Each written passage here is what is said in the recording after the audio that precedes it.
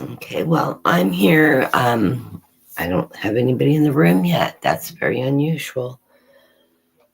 Um, well, my name is Kathleen. For those of you that are maybe online but aren't in the chat, if you want readings, please join the chat and put your name up, and you'll get a free reading. Hey, Marby, you're the first one in the room. I was like, this is weird. I'm like, where is everybody? I usually have people in my room waiting. So, anyways, I've been noticing. I was looking at the demographics, which I don't really look at that much.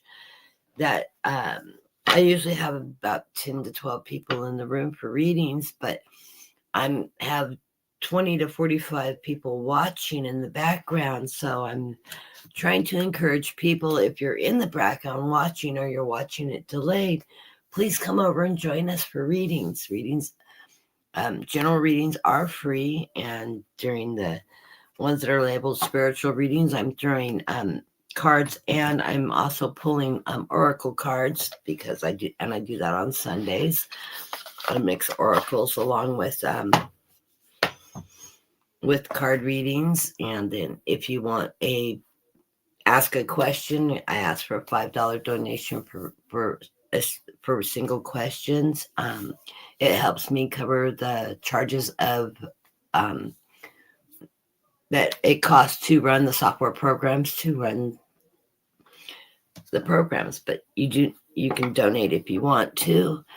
I don't demand a price for a reading, but if you do want to ask a specific questions, then I do ask for that donation. It just helps me out cover the expenses of running the program and sharing my gifts with people. I'm going through this spiel, Marby, not because you're in the room and the only one listening right now, because I do get people in the background that aren't joining in, but I just sort of want to lay it out.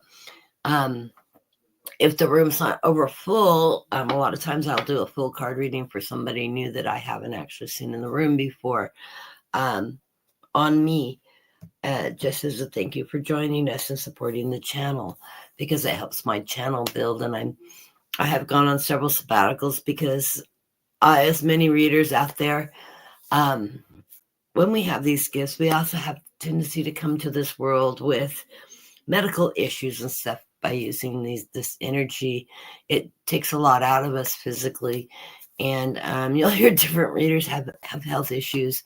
I don't know, it seems to go hand in hand with a lot of us psychics to have medical problems, but it's just part of being human in this world.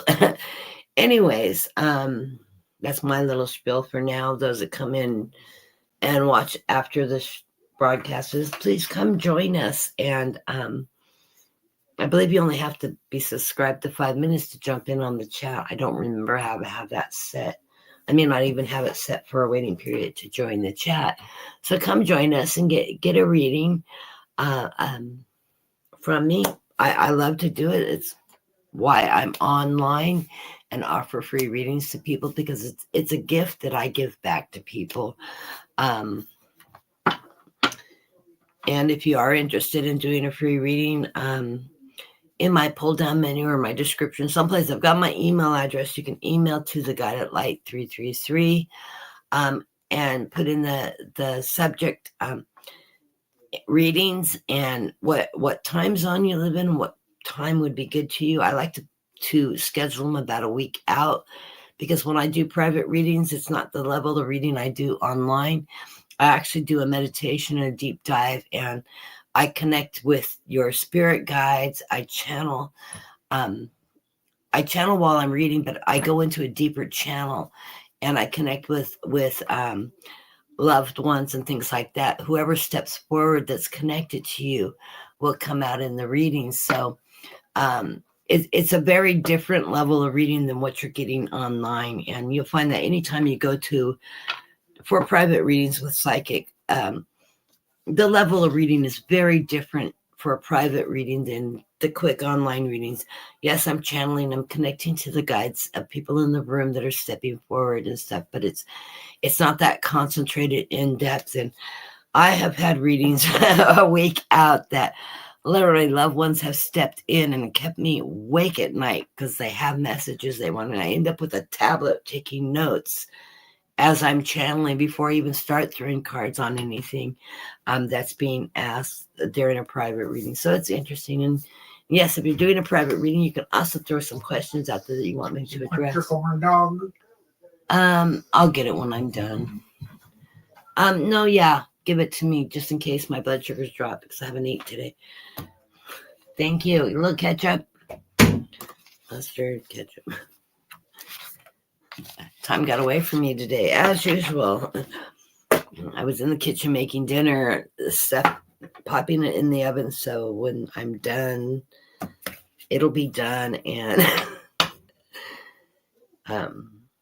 it can set and just stay warm for an hour or so after it's done. I'm making a Swiss steak with a chuck steak, so they like that extra time to get nice and tender. Hi, Brenda.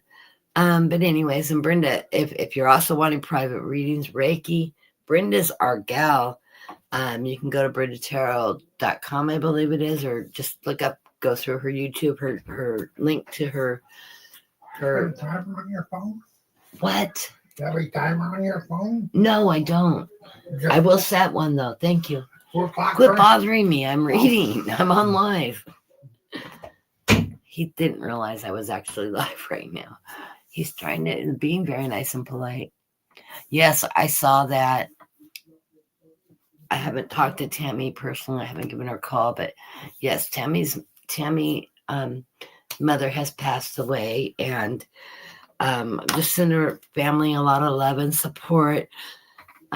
She's been sick for a while and struggling. She was elderly, so it's always, even though you know you're going to lose somebody, it's always still a shock. Even with the being able to prepare for the loss, it can be a shock. I know Libby from Magistrate Tarot, she's been taking care of her mom. She's been in New Zealand. Her mom finally passed away. And she took some time off and didn't record for almost a week. She just put a notice that her mom has passed away and all that, and was taken care of. And there's so much that happens when you lose somebody, especially a parent, somebody you're caring for. But it doesn't matter, her mom had cancer. She's been going through this, with cancer, they go into sort of a remission time and you think, it's going to get better. And then boom, they're sick again. And it's really, really hard when my mother died of pancreatic cancer, and she lived 18 months after a stage 4 diagnosis, which is really long time to live with pancreatic cancer because it can take you away as little as a week once you're diagnosed, because it's such a hard cancer to diagnose. And it's really hard to see your loved ones go through that process. And even though you're mentally prepared, you're going to lose them, and all that, still hit you like a ton of bricks. Every time. I don't know what's worse. My dad died in a car accident when I was 21. And I went hysterical when my dad passed away. And it was every bit as hard to lose my mother, knowing that she has a terminal illness, and fortunately she held on for 1.5 years. So, either way, it's absolutely difficult to lose somebody you care about. And even though our minds and we know they're going to a better place, they're no longer in pain, they're not here with us anymore. They're up there, though. They're around us. Trust me. I talk to spirit all the time. I talk to 2 people that have passed over on a regular basis. They are still functioning. They can still contact us. If you're intuitive enough, you'll feel your loved ones in and around you and surrounding you. Sometimes many people will say they'll see this orb around my back. It's blue and it's got sort of a silver outline. I always know when it's there. Not everybody sees it, but there's a lot of people who'll say, well, you had this big blue orb behind you. That's actually my father standing behind me in spirit. I actually feel him putting his arms on my shoulder, my neck starts hurting when he does that, because it's actually, I feel that weight of him wrapping his arms around me. It's neat. I love it when I know he's there for me, like that. It's very interesting. But just part of one of my gifts. And anyways, yes, send love and light energy to help her through her mourning process of losing her mother. I haven't read from these cards in a long time. I'm pulling cards right now for Marby as we're sitting here chatting. I'm chatting, and I will do one for the collective in a minute. I'll just lay them over top of her reading. I'm so busy I didn't even have time to unbox my cards. I've been trying to make sure all my cards are put away in their boxes, in their homes.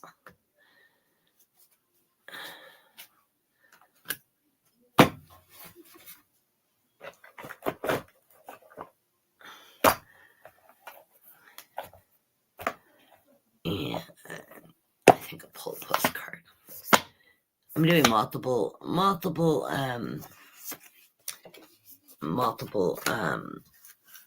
oracle cards today. So I'm pulling out of 4 oracle decks. I'm using the Soul Truth deck by Brianne Harvey or Holvey. I'm using the Navasad deck by Tony Kerning. And of course, my Surrender deck, I like this deck, by Judith Oroff. And of course, my favorite deck of all, my postcards from Spirit, who is written by Colette Baron Reed. Love her. Buying decks of cards, she has some beautiful, beautiful decks out. Just a whole series. I've got several of her decks. These are my favorite ones that she's put out. And let me do got oracles from Marby there. Let me do the reading for the collective. Let's see how the collective energy is done. I have not been watching news today, but it just really rocks my energy off when I'm watching all that. Trying to catch up on what the news feeds are saying. What I watched recently, to not watch news, I've got all kinds of things. I'm watching a whole series of feng shui, which I realize I have a few taboo items that I need to move out of my house. One of the ones is my grandfather clock stopped working. My husband overwound it.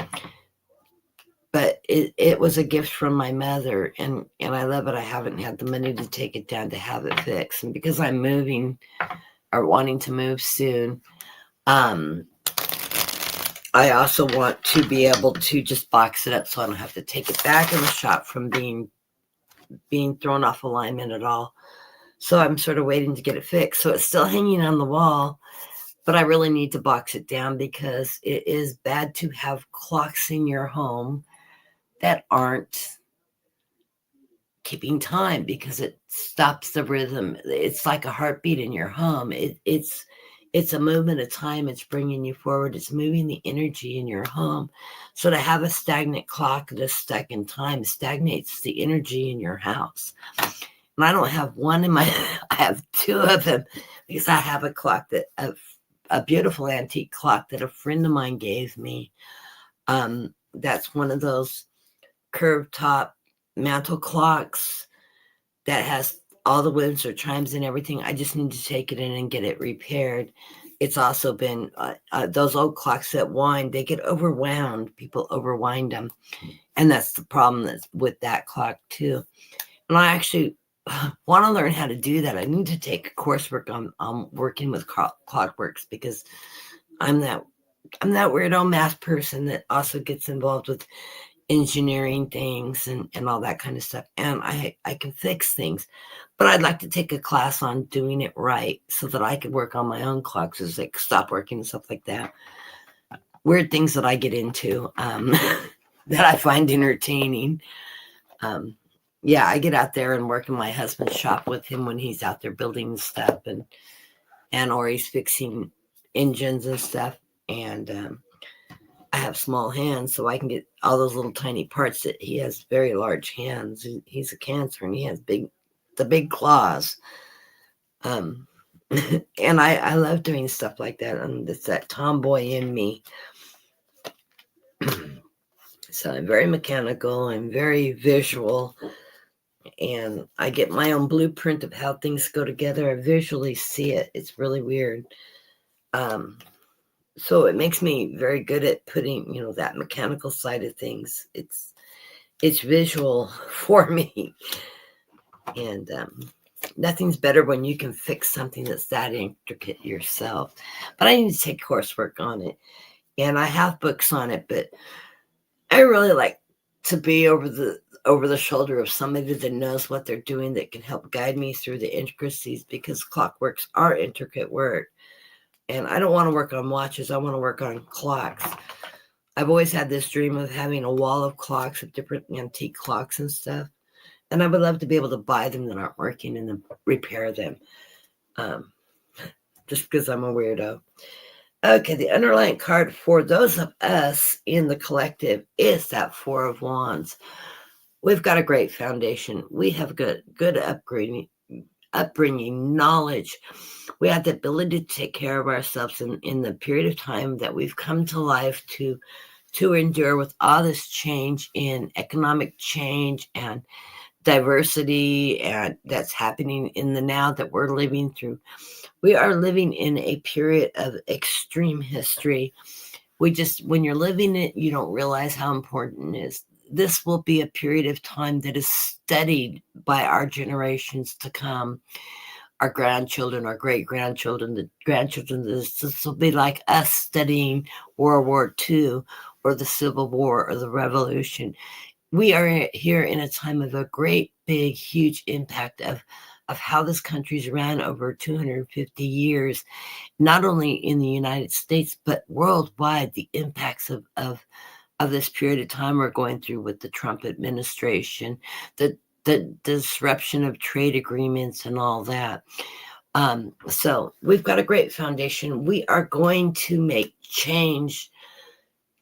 We are in a time of a civil war. We just have learned the lessons of all the other civil wars and wars that we've been through, that we don't have to take up arms and kill each other.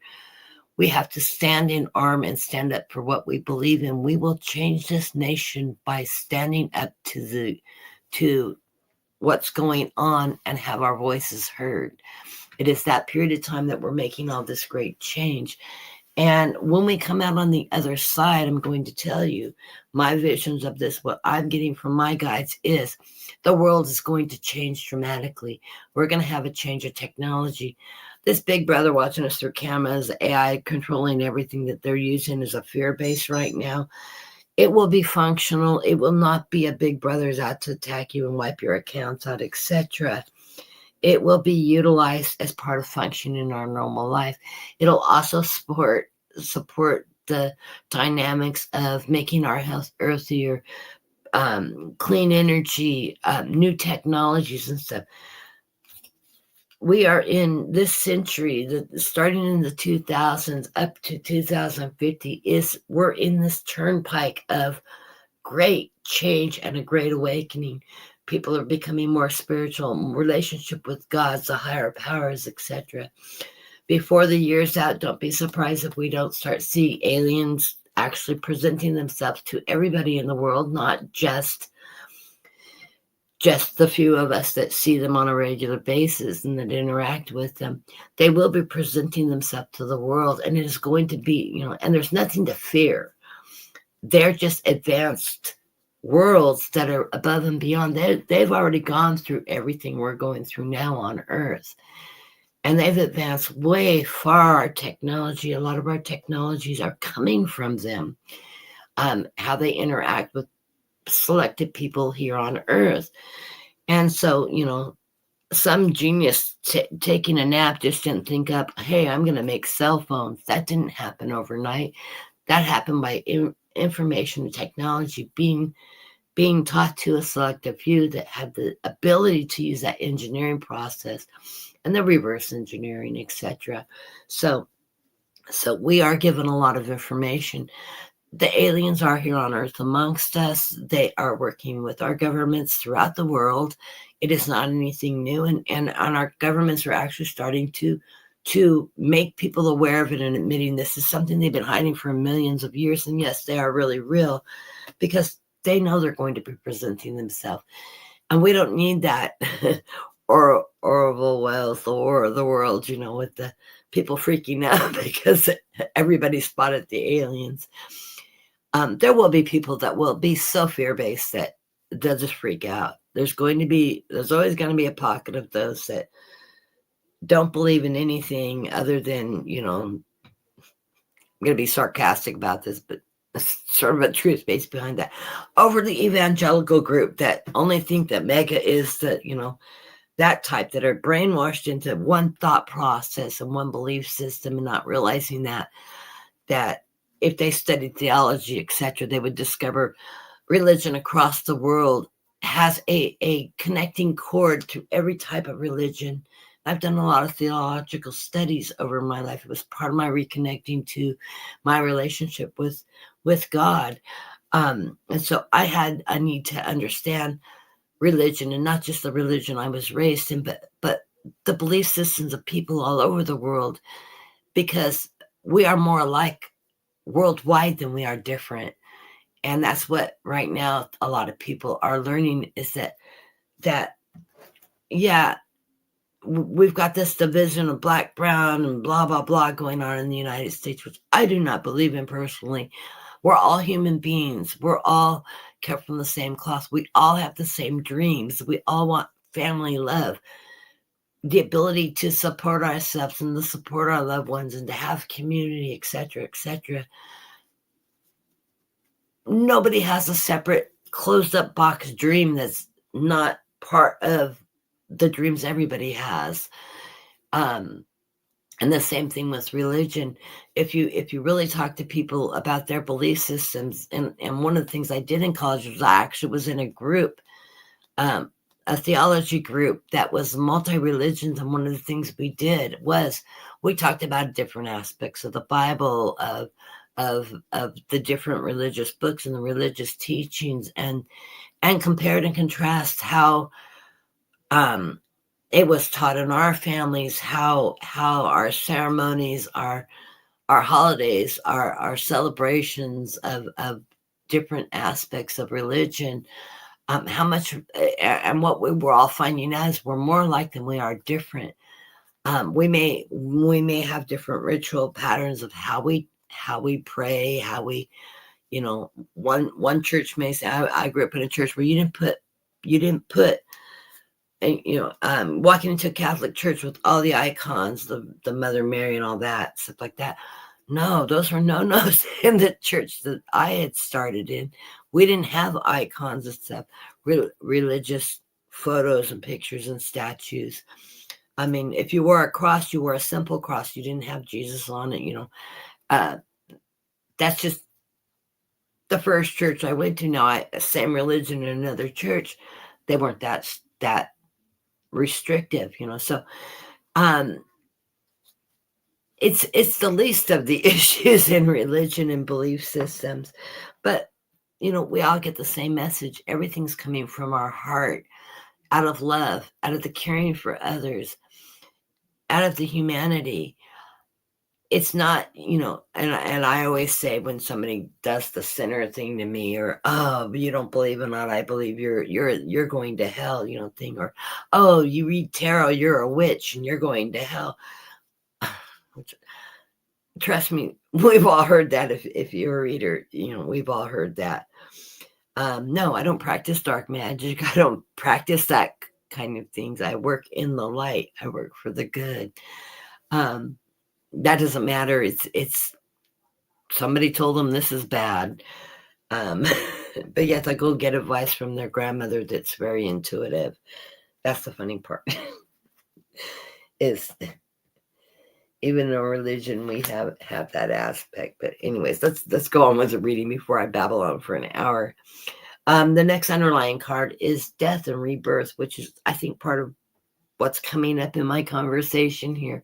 Yes, we're living in a period of time where we're starting to see the end of this cycle and new beginnings, and we're all running on different clocks. We're having these starts and stops, and I don't know about everybody out there, but I know I'm having a problem with even keeping track of time now, because I have days that go, I blink and they're over and it's tomorrow or 2 days later. And then I have days where it seems like nothing's moving. It's just stagnant in time. And it's a weird feeling because it's not, I don't feel like every second is ticking on the clock. It's start and stop and speeds up and slows down. And I think a lot of people are feeling that energy right now.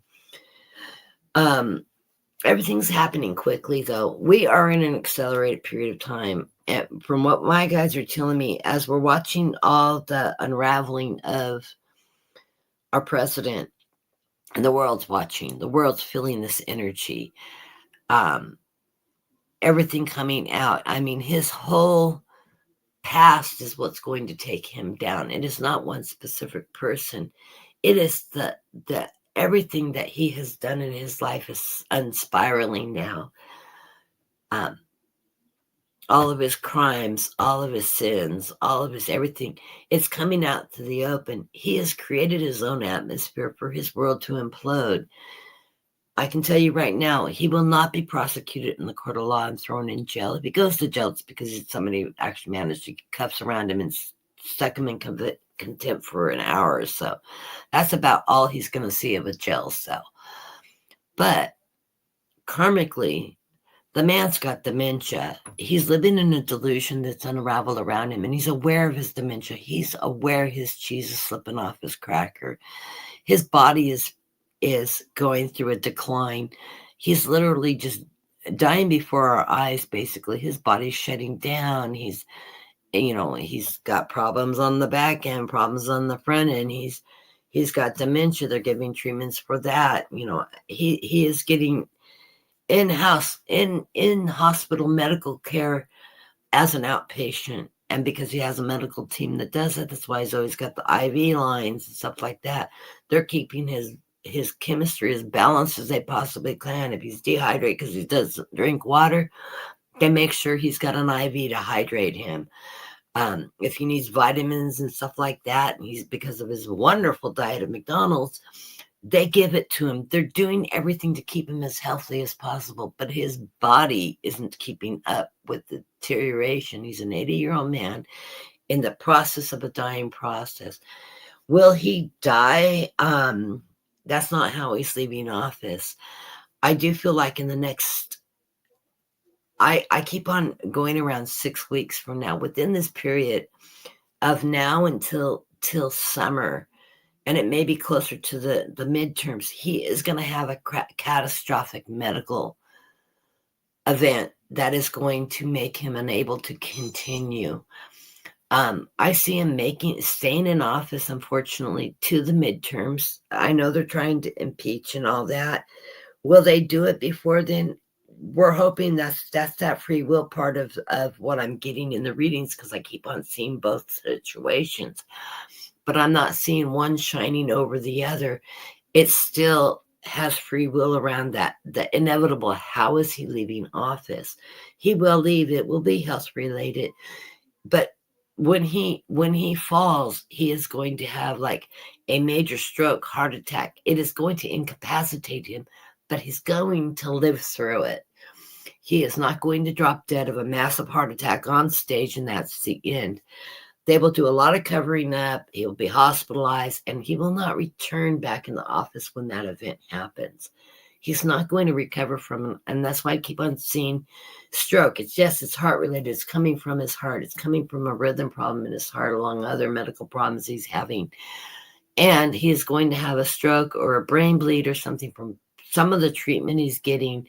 Whatever it is going to affect his ability to communicate, which I can't speak for anybody else, but it'll be nice when they cut the voice box, because the man makes me crawl listening to him speak.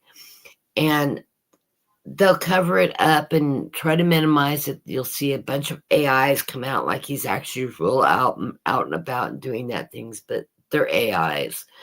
They've already prepped for that delay of having to come out. You won't see him walking across the White House lawn and talking under helicopters anymore, or staggering down to meet world leaders. No more rally points that nobody shows up to, etc. So, those are going to be the things, the little cues, that the changes in how he is making public appearances stuff is going to be very dramatic when it happens. But I see him doing this in a public setting. He's going to be behind the podium when he does that deer in the headlights and he goes down. It's not that he just forgot where he's at and what he's doing and he can fall back on a speech from 2016's rally, because that's what he's got at the tip of his fingers anymore. But that's the way I keep seeing it unfolding. Anyway, so, and we're I don't see him going past into 2027. Midterms is going to be a big turnover. And I tend to agree with Libby, is I've always seen an interim government coming in. I mean, I see Vance bouncing in and out. I don't even see him holding office long enough to actually name and bring in a VP. So if and he's going to end up taking out, and I think they already got paperwork ready for that. Anyways, there's going to be a lot of change, a lot of disruption. It's going to cause, a ripple in our economy. As we all keep on saying, things are going to get worse before they get better. But as it worsens, realize it's not going to kill us all. We are going to make ends meet. We're going to rely on each other. We're going to combine as communities and take care of each other. And we're going to get through this. So don't sit around in fear of, the what ifs and everything. That's why not just me, but many readers, we keep on saying, don't go mad out of hell and go to the grocery store and stock up everything all at once. Take care of yourself a little bit along the way. When it's on sale, buy 2 instead of 1, put some back in the pantry so that you're building the resources that you have when things start falling apart. Keep a big bag of flour, and if you don't, and buy some yeast and some salt, have more than 1 bottle. You maybe have to learn how to make bread, if the internet's running up well, and you don't know how to make bread, I can lead you the directions. I can do a tutorial on how to make bread. It's very, very easy, and you don't have to have a lot of strength and muscles to roll everything out. There's a lot of bread recipes that just whip it up once, turn the dough, and let it sit, and it'll rise and do all the work itself. But you'll have it, So anyways, that's why I've encouraged people to pick up those items that you may not even eat in your normal diet. Rice, beans, stuff like that. Buy some ham hocks. They're smoked and they're in a package with a couple of pieces of ham hocks. Drop one of those. That will flavor your broth. And in the olden days, that was, I can't remember the term, that juice off the beans was where all the vitamins and nutrients and everything collects. Pot liquor is what they would call it. Don't throw out the pot liquor. You satch that up with a big chunk of homemade bread, or biscuits or whatever, which are all really easy to make. If you don't have a basic cookbook, that is something I would tell you to invest in. Just a basic classic Betty Crocker or Home and Garden, something that has basic recipes that aren't just open a can and pour everything together. You want one that actually has actual recipes from scratch. So if you can go to a thrift store and find an old one that somebody's gotten rid of, pick those up, because the old ones have the old recipes, especially if they're published in the 40s, 30s, 40s, 50s. The really old cookbooks have the really old survival recipes in them. And yeah, I have a family farmers that has roadkill, as my mom always said it. how to skin a raccoon and squirrels and dishes made out of those things. Because you know what? Back in the 30s, 20s, 30s, 40s, during the Great Depression, people survived on those things. So, it's for a few dollars, you can invest in some of those little resource things that could help you survive if you don't have food, and you may have to rummage in your backyard for edible plants. There's a lot of plants that we consider weeds that are actually highly nutritional. That back in the old days, during the Great Depressions and the Dust Bowl and stuff like that, that's how people stayed alive. So I don't think it's going to get to the point where everybody's going to be food starved. But if you don't do some of those preparations, just in case we have a blackout for a period of time or something comes up, you want to have some resources available to you, including having water on hand. It's not unreasonable to have 2 or 3 cases of water thrown in the bottom of the closet. I know if they're in plastic and you have an anti-plastic thing, wouldn't you rather have a few plastic particles floating around in your water, but have water that's palatable than no water resource at all? Just saying. So, think some of that through. You don't have to go hog wild and go crazy doing it. It's picking up a little along and always having it. And as my mom said, live like the Mormons. The Mormon church, the Mormon people keep a year's worth of food stock on level. It's dry goods, it's canned goods, it's things that if they get snowed in the middle of the mountains someplace, they can still survive until they can get out and back into, the norm of things. And there's a lot of people that have that kind of stock in your hand. And I know a lot of people are living in apartments and small dwellings. They don't have a lot of storage and stuff, but you can put those kind of things in containers and slide them under your bed. You don't have to have everything in your pantry. You can tuck things away to store and stuff. So just saying. And I grew up in Oregon, so I can bake, I can, I was exposed to all that. Not everybody has the fortunate to have lived in those kind of environments. So those of you that are living rural and on farms and have that in your family makeup, you probably do a lot of those on a dime dishes of you can live on nothing and still be healthy. Just saying. And I would suggest everybody have some seeds. Make sure when you're collecting seeds, you buy the ones that are not GMO. The ones you buy in the stores are mostly GMO. They'll grow and they'll produce vegetables this time, but the seeds you collect from the offspring of those vegetables have been treated so that they will not reproduce. So if you're buying seeds, you want to buy heirloom seeds, organic seeds that haven't been modified.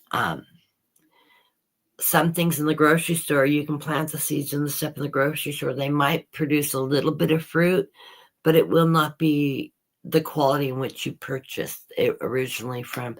The plant will grow, it's just not going to produce because they've done something to the process that is not reproducing, that you can't just take the best squash and take all the seeds out of it and plant in your garage. You're going to cut the farmer off by seeding your backyard. Now, you'll hear Sheila from Celtic Sheila talk about how she started her garden, but she did this 20 years ago before everything was GMO'd. And she's had her continual garden. I can guarantee you she goes through and collects seeds from her own plants. But if you have a GMO seed that's been altered and genetically modified to produce a good crop the first time, but not to produce an additional crop, you'll get a little bit of fruit and vegetables off from it, but you won't get what you'll grow from the original seed anymore. Anyways, and I've learned to harvest all the seeds. Basically, what you do is you take them out of the vegetables and you rinse them in water and you let them dry, get all the sticky stuff around it off, let them dry out, and then put them in a container away from moisture, after they've dried. so that they won't sprout, mold, or anything. You want to get all that goo and film from the original plant off from them, or it'll cause the seed to spoil or even to take root, and then it won't be any good for you when you're ready to plant it again. So anyways, I'm babbling on, of course, totally off topic. I'm just a explosion of good information, but probably inappropriate at this time. Okay, as we're coming into the reading, things are going to be good. The energy is really good, is what it's telling me. We get the Ace of Cups. So right now we're functioning from our heart. We're functioning as a community. We're doing the things we need to do, like the suggestions I'm giving to people. Some of you have already started that. Some of you are checking in on your elderly neighbors, your friends, your loved ones, just touching base and keeping in contact with them, seeing if they need any help right now, because things are tight. That's part of this whole plan of becoming a community and taking care of not only of ourselves. It's not all about me. It's about us as a community. And I think that's the biggest lesson of everything we're going through is to realize that we are not an individual. It's not them and us. It's us as a community. It's us surviving. It's us moving forward and bringing that generation forward with us and creating what we should have and what we thought we had before, etc. Center of the reading, we have a 10 of Cups. This is that family unity. And my guides are telling me this is not just us as an individual personally. This is us as a community. This is us pulling together and standing in our strength and taking that betterment of what we want to turn our world into when we get through this process.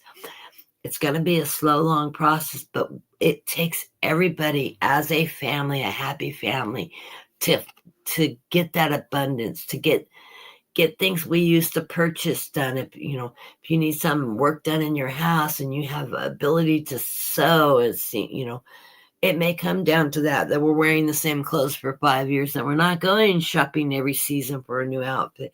We may need somebody's ability to alter clothing and has that skill to do that. In the meantime, her lawnmower's broken down and you have the skills to fix the lawnmower. What a good trade-off of skills. The value of being able to trade and barter with people doesn't mean, well, it cost me $200, so I'm going to do 6 months worth of this stuff for you. It's a help and help. It's an exchange of services to meet needs. And it's not necessarily a dollar to dollar. Yes, trade does come with a certain level of monetary equality, but it's being able to get those needs met and being willing to offer your services to people. And in return, if they can't help you, they have a resource that can help you and they're doing the trade on the side. It's going to take a community to get these things done. And so where's my crossing card? My crossing card of this is going to be nostalgia. This nostalgia card is an important card in this. This isn't just us looking back at our past.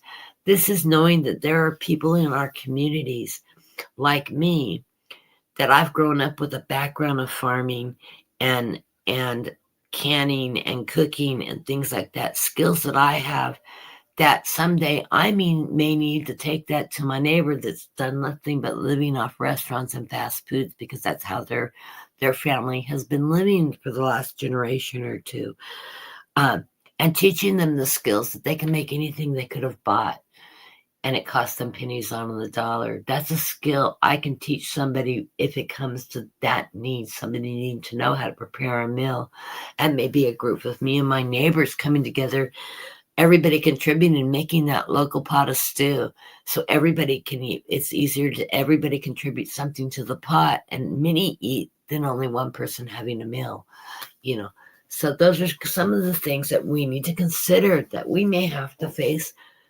Maybe we won't. Maybe we will.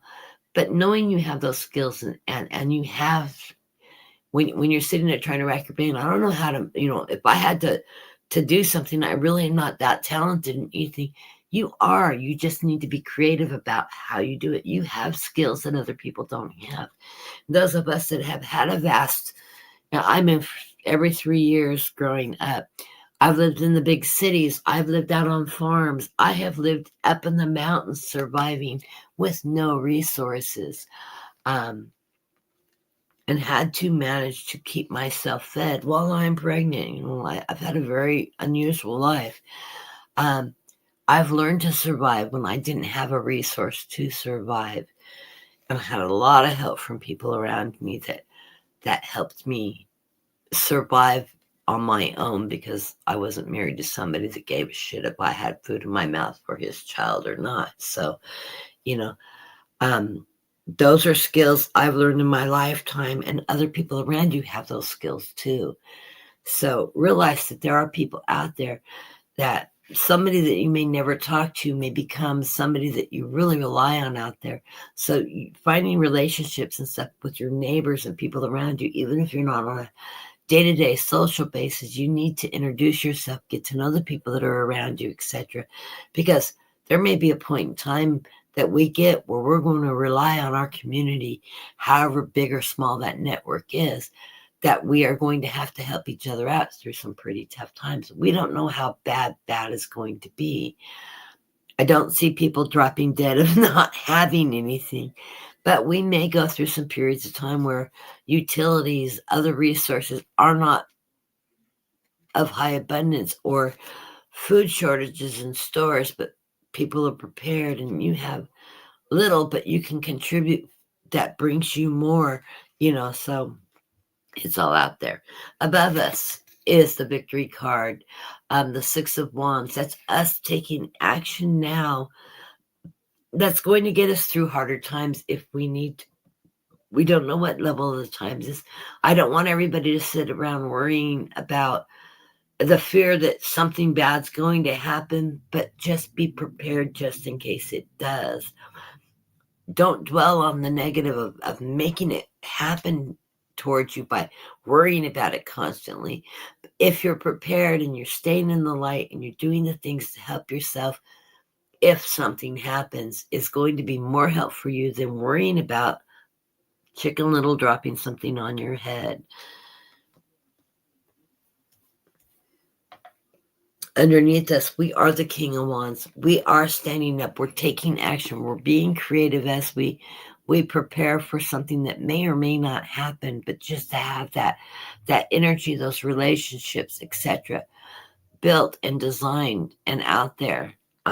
That's us in that King of Wands energy, that strength energy, that creativity, that knowledge, that resources, what you can offer and what somebody can offer for you, that intertwining and being able to work with community as a whole.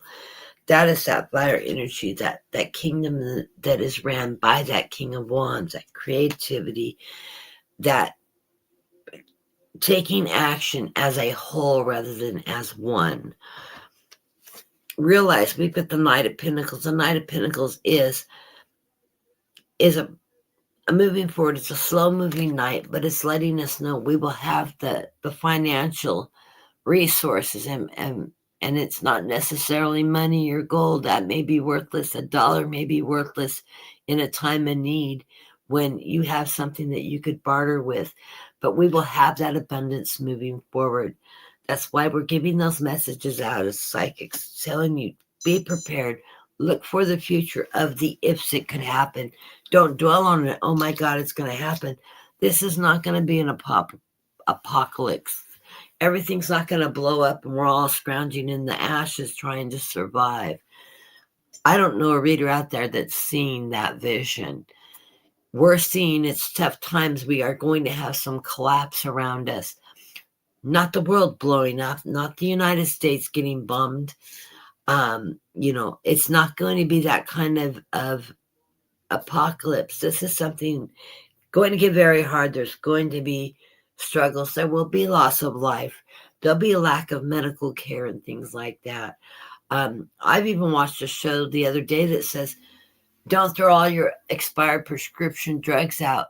Box them up and hold on to them. If time gets bad, those expired prescriptions still have value to them. They may not work as well as they did when they were in the original use by date, but they still work. They're just not as potent and as strong as they were before. So any kind of prescription drugs, and I've been cleaning the house, and I was on mail order pharmacy for a long time. They would just automatically send me my prescriptions, and I've got stuff that I quit using, but they kept sending it to me. That is all boxed up. Somebody in the neighborhood needs gabapentin. Well, it's a year expired, but I have a bunch. I can't take it. But they kept sending it for a year before I changed insurance, and they stopped sending it to me.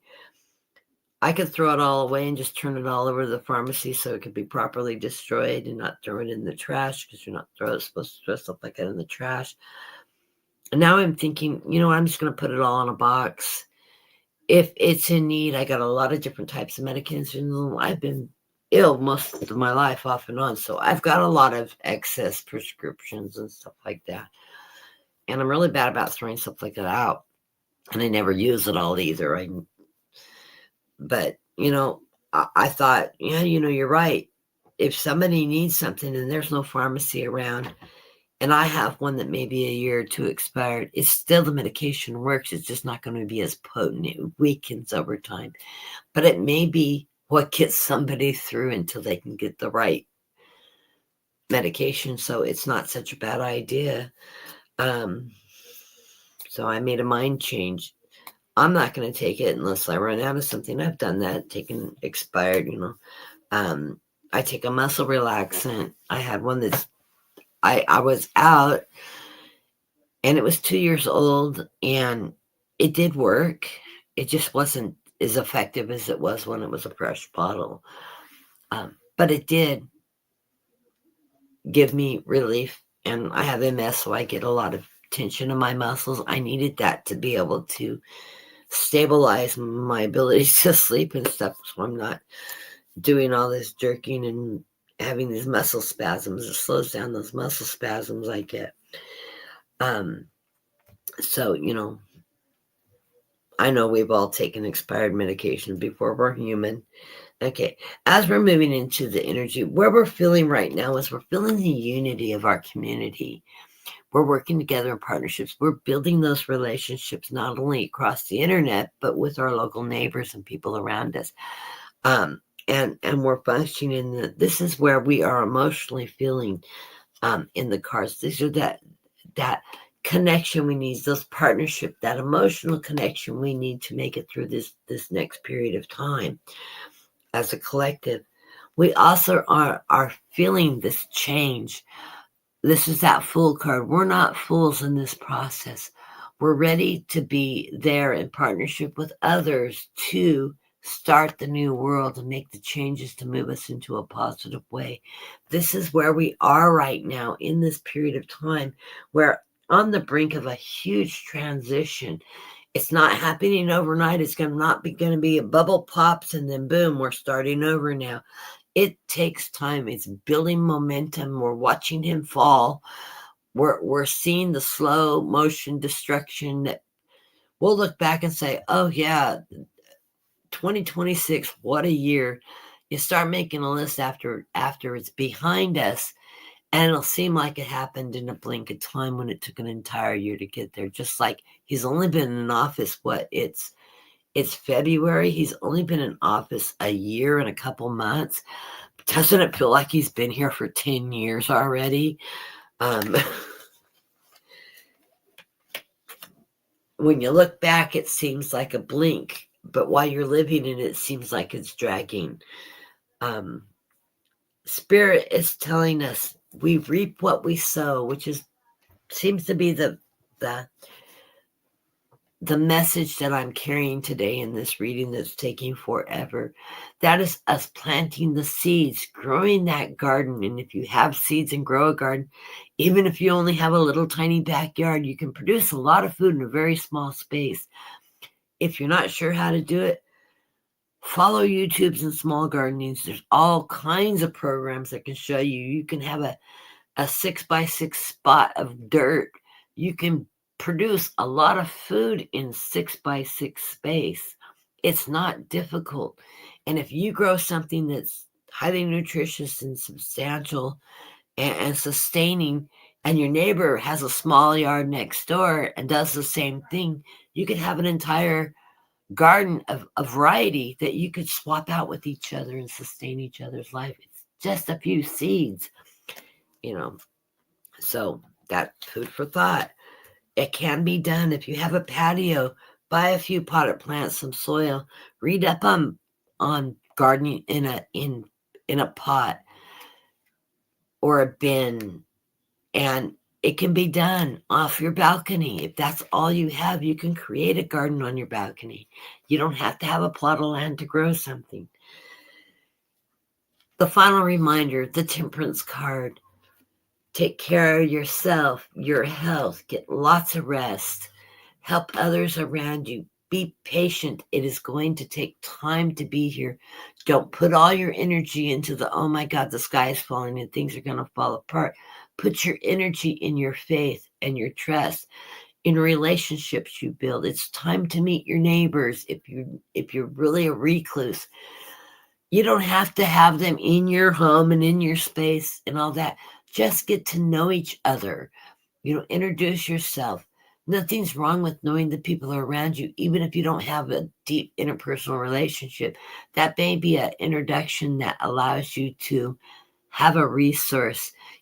Somebody keep an eye on me. I'm elderly. I'm struggling and things like that. But just to knock on my door, make sure I'm okay. Those are good relationships. And you'd be surprised. I can tell you what every neighborhood and eyesight for me, who comes and goes from their house. It's not that I'm nosy and I care who comes and go from their house. But, if I know that they went on vacation because I saw them take off in their RV and a car shows up in their driveway or a truck shows up parked in their driveway, and I know they've left town, I'm calling the damn cops, And it's funny, a great example of this. Our neighbors in this radius I'm talking about know us, and we keep an eye on each other. Roger and I went across the street to our neighbors to build his, he bought a garden shed, and he asked us if we could come over. He'd pay us to come over and construct it for him, and we both went over shirts and something. We put it up in like 3 hours, but he didn't know how to do it, and it was just him by himself. So we went over and did that. Well, he took off, took off. We had all the tools because we live across the street. We had access to all our tools, so we just took over what we needed to build it. And we were behind his gate, and the neighbor across the street, down the street, saw us coming and going from his house. And he didn't recognize us because we weren't at our house.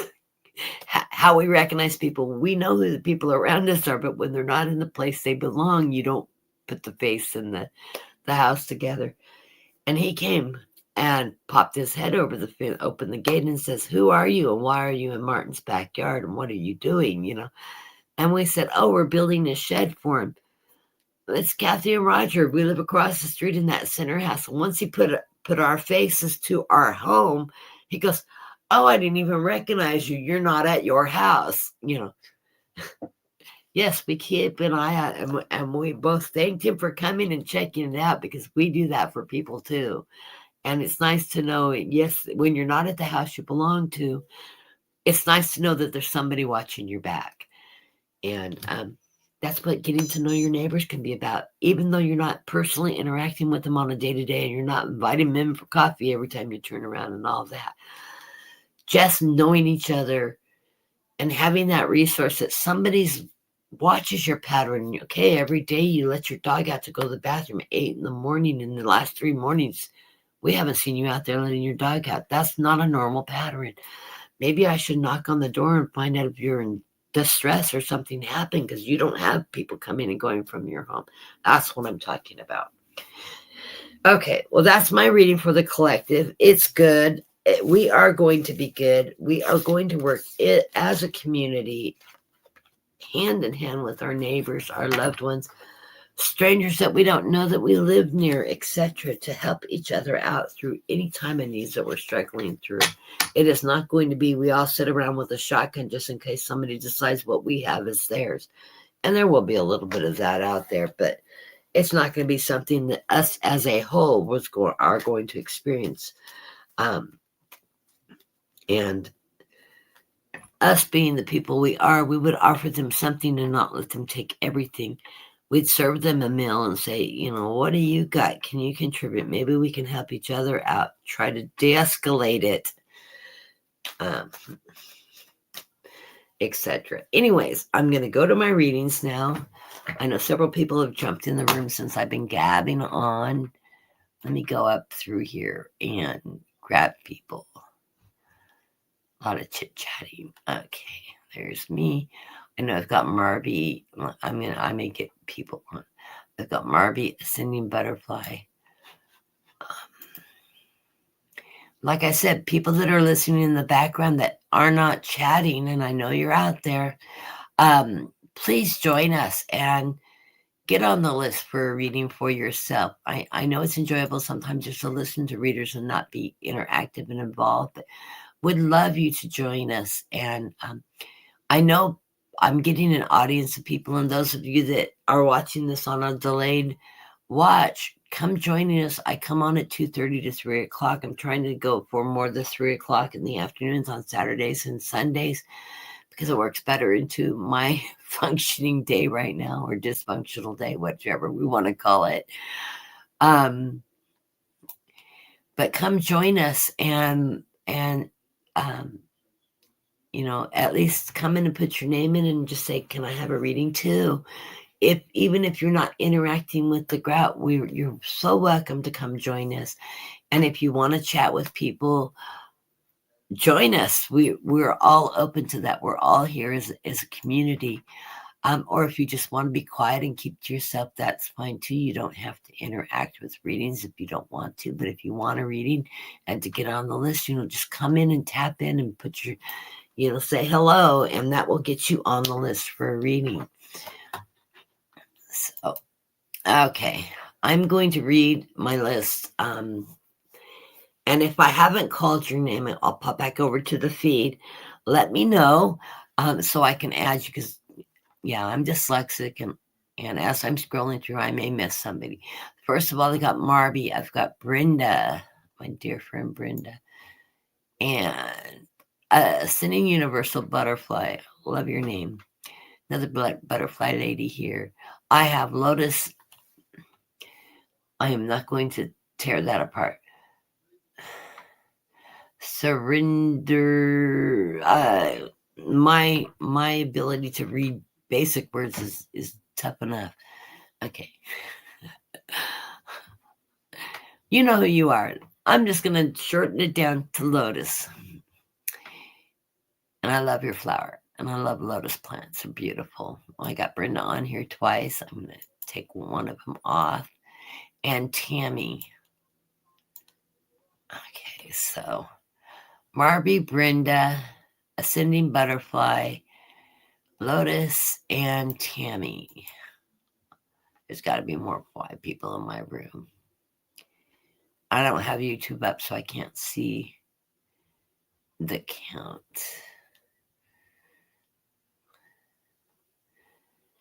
And as soon as Trinzone wakes up from his nap, he'll be joining us. Right, Brenda? And I'm sure he was in her chat earlier. I missed your show too, Brenda. I was busy around the house. I didn't even get it turned on in the background. That bad me. I'll go back and watch the replay. I always love, we have people, a lot of you follow Brenda, and so you'll go into hers and ours. And it's always gets me how in line Brenda and I are, and we watch other read, how we mirror each other. And I haven't been influenced by it because I wasn't even in the room and wasn't listening in the background, which is Brenda and I. She's probably cooking dinner and stuff like that in the background while I'm reading and going, come on, Kathy, get on with it. As she would tell me, well, you're chatting a lot today. Yeah, I am. But it's my time, and if you're wanting to join us, it's sort of fun chit-chatting about life things and everything we're So, I mean, this is part of that energy that I keep on receiving. That it's like my guys are saying, these are things that we need to keep reinstating and reinforcing. And it's not just one reader. I know most of you follow several readers, and you're hearing these messages from everybody, some part of these messages or the entirety of them, of just we all need to take care of ourselves and others. See, I told you. She says, yes, I'm here, kiss, kiss. But I bet she's got dinner going. I've got dinner going too, Brenda. I put it on right before I came in. So I've been on an hour and I'm just starting my reading. So we're going to run in the 2-hour mark. But the energy comes from the actual readings and that channeling during the readings. And I'm channeling while I'm giving this messages because the guys are always feeding it. It's just a different level of channeling. And I go further in the more I connect with people. So just to give you an idea of how this works, how it works for me. I know every psychic functions a little different in their channel. And me and many people that are big channelers are very open channels. We don't remember our readings. I'll do a card reading and then talk to one of you in later on privately. And you'll say, oh, about that reading you did to me today. I said, I have to go back and watch it. I have no clue what I said because I'm in the middle of a channel while I'm throwing cards and I literally will go off and I will not remember the reading. Part of the gift. I remember the things that were meant as a message to me because the readings I do for you are also feeding what I need to hear too sometimes. So for Marby, run 3 cards here. Okay, the underlying card of your reading, Marby, is the embodiment of Pentacles. This is the King of Pentacles. This is that financial stability that you're looking for around you. And I'm feeling like you do have that financial stability, the ability to take care of yourself, your family, your kingdom. You are doing the things, some of the things that you need to do to make sure that you don't have a lack of, but abundance of if we have times.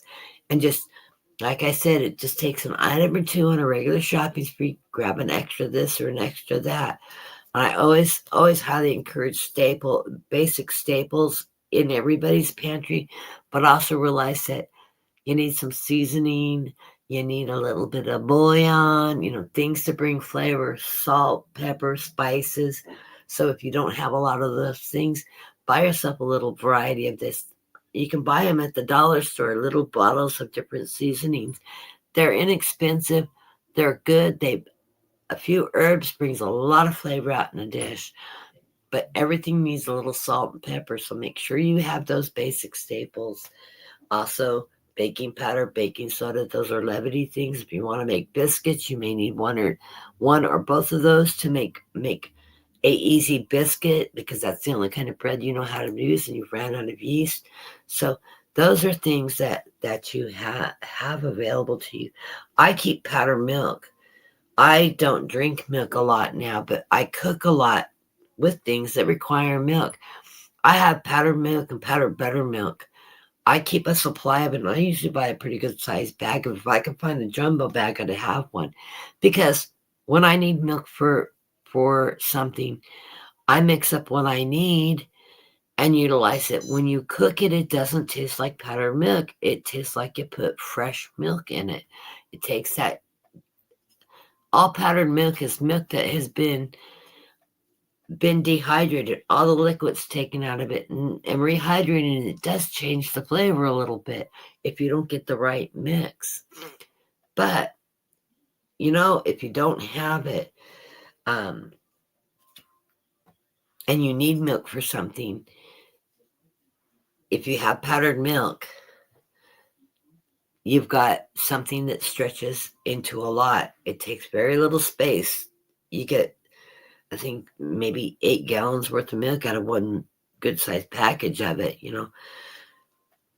Think about how you're using it. You're using it at half a cup, a quarter of a cup, a cup. Maybe you're making gravy, a cup and a half. not just the water gravy, but it gives you your gravy flavor and richness and vitamins. So, just saying. I go on for hours about this. Maybe I just need to do a self-help video that I just post up of tips like this. I don't know. Okay. Also in your underlying reading, Marby, to get back to your reading, less distracted, the sun card. So things are, sun's shining down on you. This is a great card. You're on path. The sun's shining down on you. So you're going to have that abundance, that prepness that you need. Continue doing whatever you've been doing to, to be prepared and be there, and have availability not only for yourself, but your family, your friends, people in your community if you need to. You also have the higher self. This is your connection with your spirits, your higher self. That is your subconscious mind that's fed by your spirits, your guides, and even the divine God. That is you working in your highest possible power that God's given you, in connection with your support team out there. We're never alone, but that all feeds into our higher self, our higher consciousness, and you're connected with that, your spirituality, your strength, and know that your guides are there. They're lighting your path as you're going through this time. They've got the path lit. They're taking you to the light. You're walking that path with the stairway that allows you to ascend to this energy. It's part of the Great Awakening. And the final underlying card is the world. So you are living your life path right now. So trust in that beautiful, beautiful energy. We come into this reading with the reminder that Seven of Pentacles. I guess this readings are going to continue on this topic. You reap what you sow. So plant those seeds. Be prepared. Have the seeds to plant for the future, just in case you need a few. Part of prepping, yeah, we're not survivalist preppers, but you might want to do a little thinking along that line. Have those seeds, because you plant those seeds and you reap what you sow. So that's that preparedness. Right in the center of the reading, you have that inspiration of cups. This is telling me, and my guys are telling me, you are that connecting person. You're a person that people come to. They rely on for advice, strength. You're intuitive. You have those abilities. And you are an anchor in your family, with your family, friends, people around you, the people you have in your life. You are that anchor person. It's an emotional tie. It's a spiritual tie. It's a connection with the tide, the flow of energy that you're bringing. And this is the inspiration of cups. Of course, there's that Queen of Cups. That's that nurturing person. And anytime we're in the cups, we've got that water energy, that nurture also comes with abilities. So you're sitting in that beautiful energy. You have that energy connection. And then we get the Ten of Swords. This is an obstacle card, but realize that you've moved away from this pure that's all been caught up in the storm and is in disarray. Your ship is safely out, sailing in the waters, running towards the light. So you're moving in the right direction. You're moving towards the light. You're staying in that light energy, and you're avoiding the obstacles that are coming in your way. So I'm seeing that you're in a really great place. In this reading. Now let's get to the oracle cards, because I dropped 4 oracle cards from you. First of all, I'm going to read the surrender card, because it's the shortest card in the thing. It says surrender to non-action. Boy, what a thing we got going here now, huh? It says now is the time to now is the time to be still and not act. Simply breathe and focus on your own power, and then let others come to you. See, there's that nurturing. Yep, that center, that balance. Okay, and non-action, huh? I didn't read that as non-action. It's you take action, but you also take care of yourself. You don't always have to be in constant motion to be action in action. Okay. This is one from the Novice Day deck. This says it's a blessing from your soul. You are a beautiful soul, full of infinite wisdom. Stop judging and start loving yourself. Quit beating up yourself.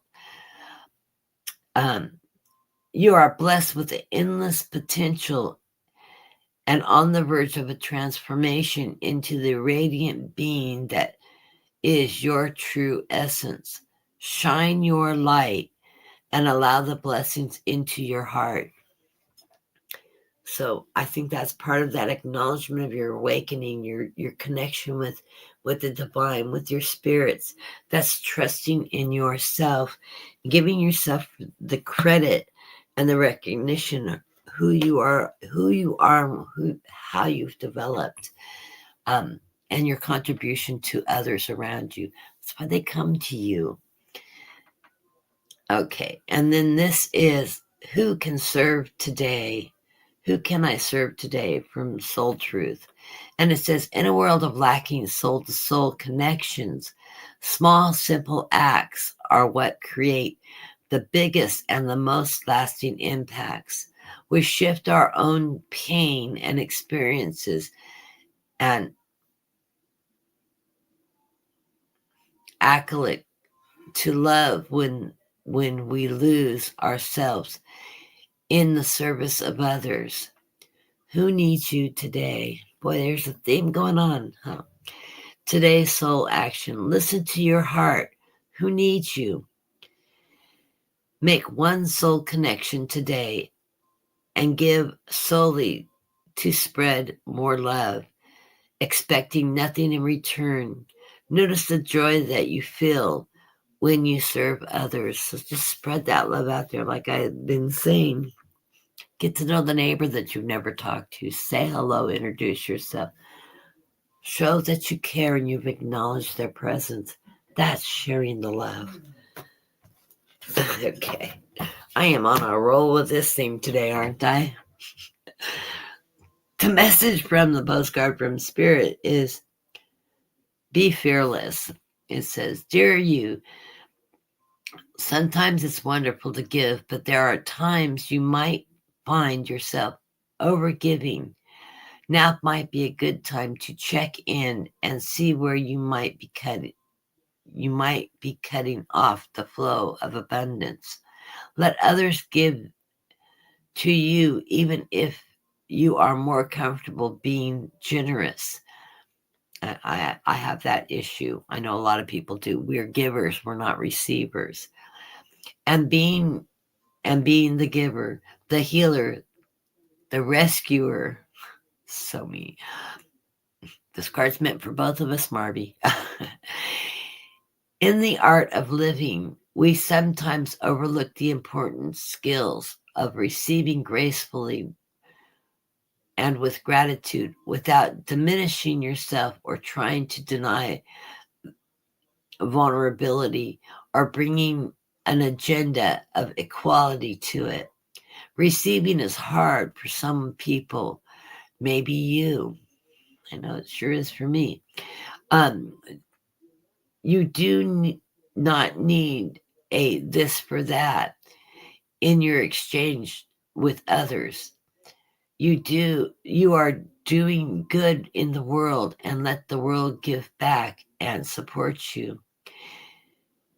Then you can give up those old stories of I have that have you convinced you have to do for everything alone and there's no help. And I have said that so many times. Let your well be filled. All the love for you so much. I have been where I have helped everybody else around me in the office that got sick, donated time, food, resources, etc. Then I land in the hospital. Not one person comes and sees me, not even a card. Then when I get back, oh, we all missed you. Oh, we bought you a plant, but somebody was supposed to take it in and they took it home, and I never see the plant. They did but I never received, which I think is just the weirdest thing. I don't expect, and when I'm in a crisis, I don't expect anybody will come and help me out because I'm not used to receiving. And if somebody does, I'm like, oh no, I'm okay, And yeah, sometimes we just need to put our guards down, and if it's not out there, it doesn't hurt to ask if you need help. And that is really hard for me to ask people for help. Extremely hard for many of us to admit that we have a need that we cannot meet for ourselves, and to say to somebody, can you please help me out? Hardest thing for us givers and caretakers, we give and give and give, and we don't expect that exchange of reciprocal. But it is out there, just saying. Okay, let me move on, because I'm going to be on here for 6 hours if I continue at this rate. And Brenda is laughing. I heard her laugh the minute I said that. And if Dean's in the background, he'd be laughing too. I don't think Dean's in the room. He's working on his thing. Brenda, you're up next. I'll give you the 5-second reading. Ha ha ha. You know I'm going to drop cards for you, Brenda. Oh, I forgot to shuffle. I'm like, well, that's exactly the first card that came out of my last reading. Perhaps if I give the cards a little shuffle and don't give everybody the same card reading. Although it's amazing how many of the cards come back up, even after we give a good shuffle and mix up.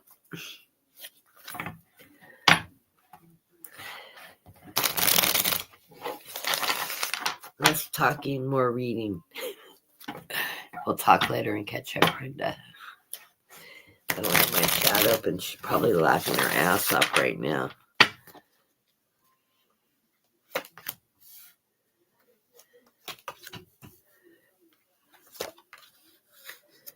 Okay, Brenda, a surprise to you. You're the inspiration of cups, the Queen of Cups. This is my nurturing dear friend, using her talents and her gifts and sharing it with the world, taking care of not only herself, her family, and her loved ones, but those of us in the community, sharing her gifts out there in the universe. And we bless you for that, Brenda, as you well know. Right in this tenor of the readings right now, you're finding a few obstacles in your way, but you get that 10 of Wands. It's nothing you can't handle. You got that rope. You've got the provisions to move the obstacles out of your way and to keep on moving on in life. You are very prepared to do that, and you have ability to overcome any obstacles that come in your way. You don't find them as a roadblock that gets you stuck. So,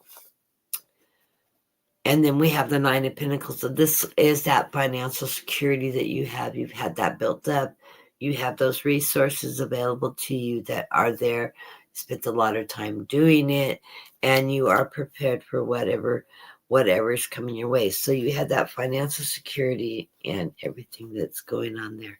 The underlying card of the reading is that 9 of Cups. You got the golden egg today.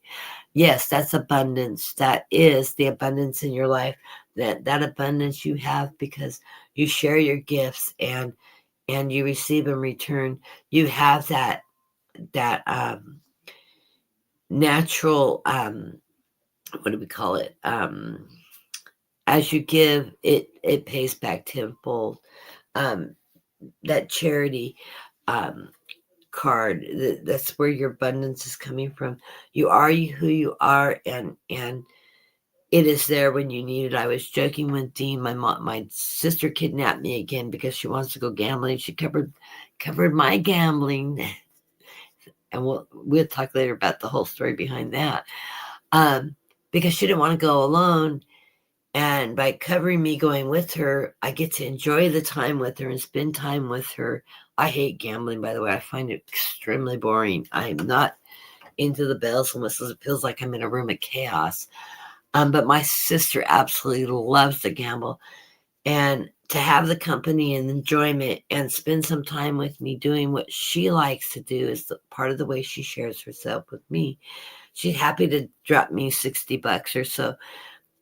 And when I gamble, I can make a 20 last several hours.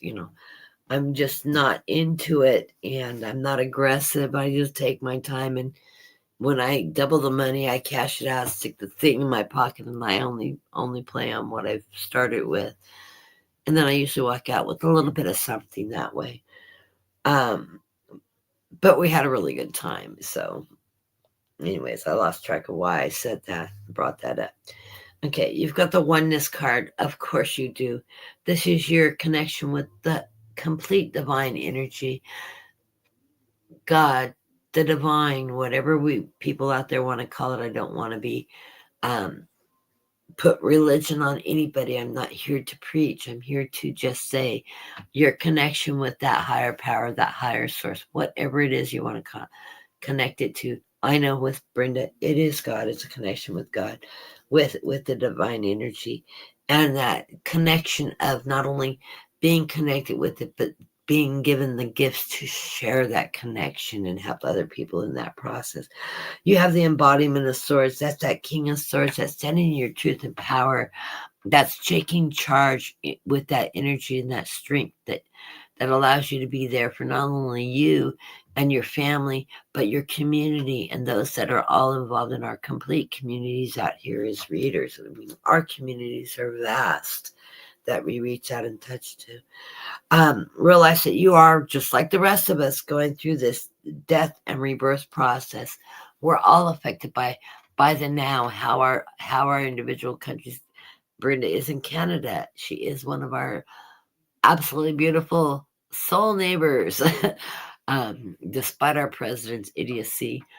But boy, has all this rhetoric helped Canada in their trade agreements and taking that strength and power. And I cheer on your leadership in your country right now for everything they're doing to build the economy during this period of time. But everybody in the world is going through this transitional period of the evolution of not only what America's going through, but the impacts of all these world trade, finances, etc. And we're all in that energy moving together. Of course, as you know, as the underlying card is going to tell us, any attachments you have that are not serving a purpose, take the time to sever those attachments that are no longer that you no longer need, so it's not bogging you down in your energy. I know this is something you do on a regular basis. You and I have a lot of the same spiritual practices of prayer, healing others, of working through that energy, and also releasing anything negative that may attach to us in that process and staying grounded.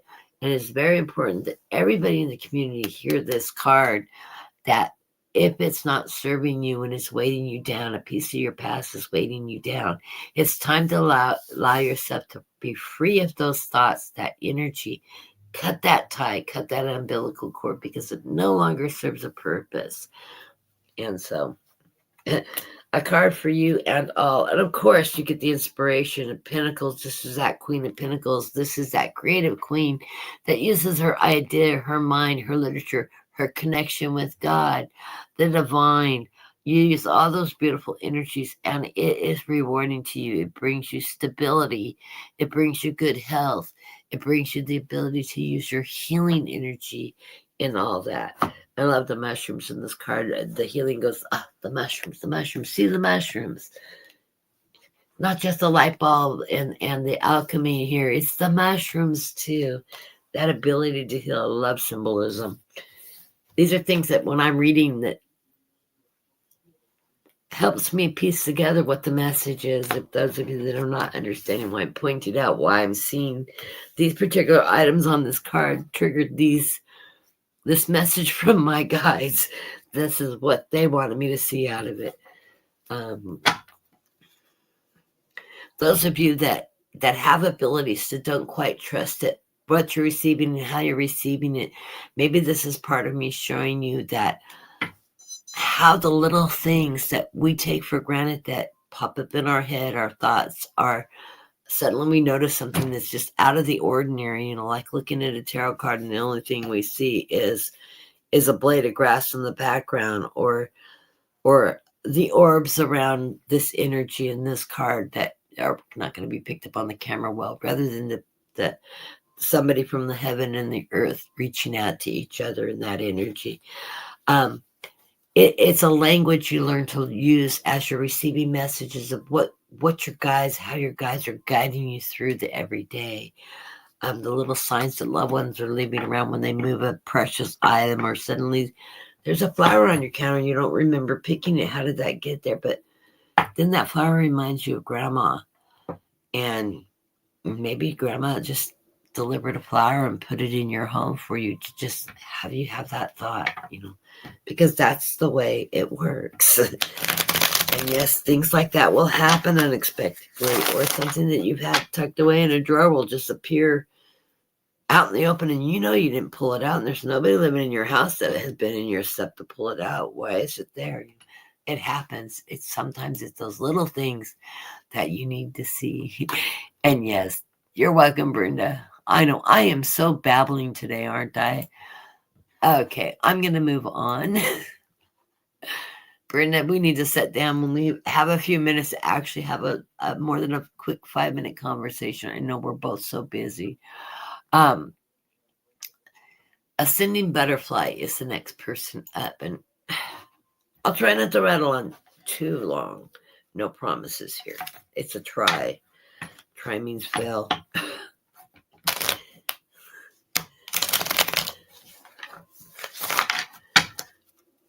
So my mom always says, you don't try, you just do. You commit to it.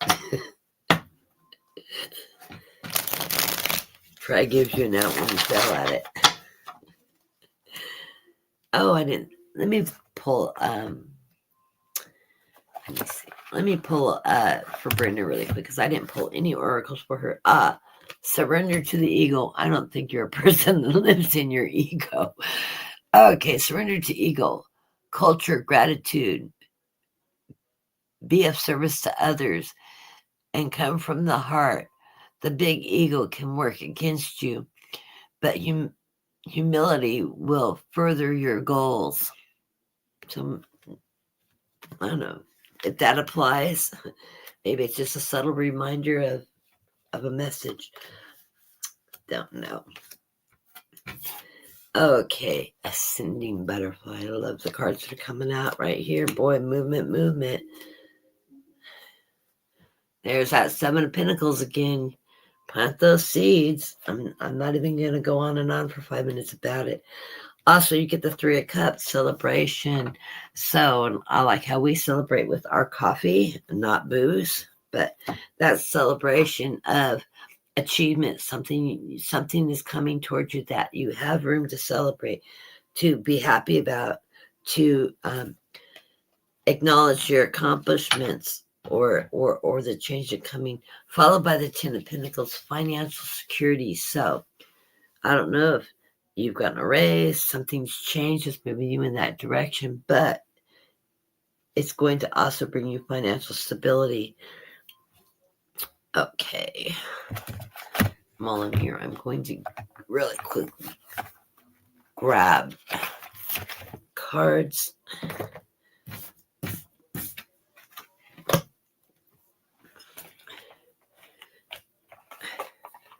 I don't know why they take them out of the box. I tend to just cut for the cards, because that's the card that Spirit will want me to pull.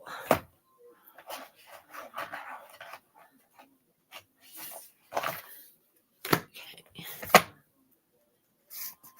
I love how one always pops up when I do that. Okay. As you're coming into this reading, you get the High Priestess. This is the energy, your connection with the divine, your spirituality, your awakeness, and receiving and hearing those messaging. I know you have abilities. You know you have abilities. And you are connected with that. You're in that beautiful energy of faith, of healing, of receiving, and of sharing those gifts with others.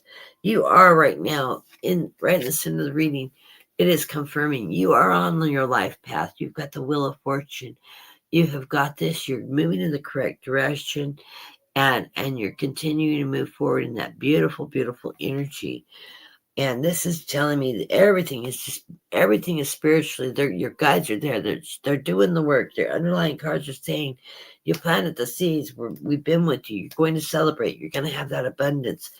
And that's because you are driving your own chariot. You put out there with your wish, and you ask for the help from your guides, spirit, and out there in the universe. You've set goals. You're achieving those goals. You're driving that own chariot, and You're just moving forward as you're supposed to in this world. So even though you may have setbacks and struggles and all that, it's coming to you and it's coming and rewarding you.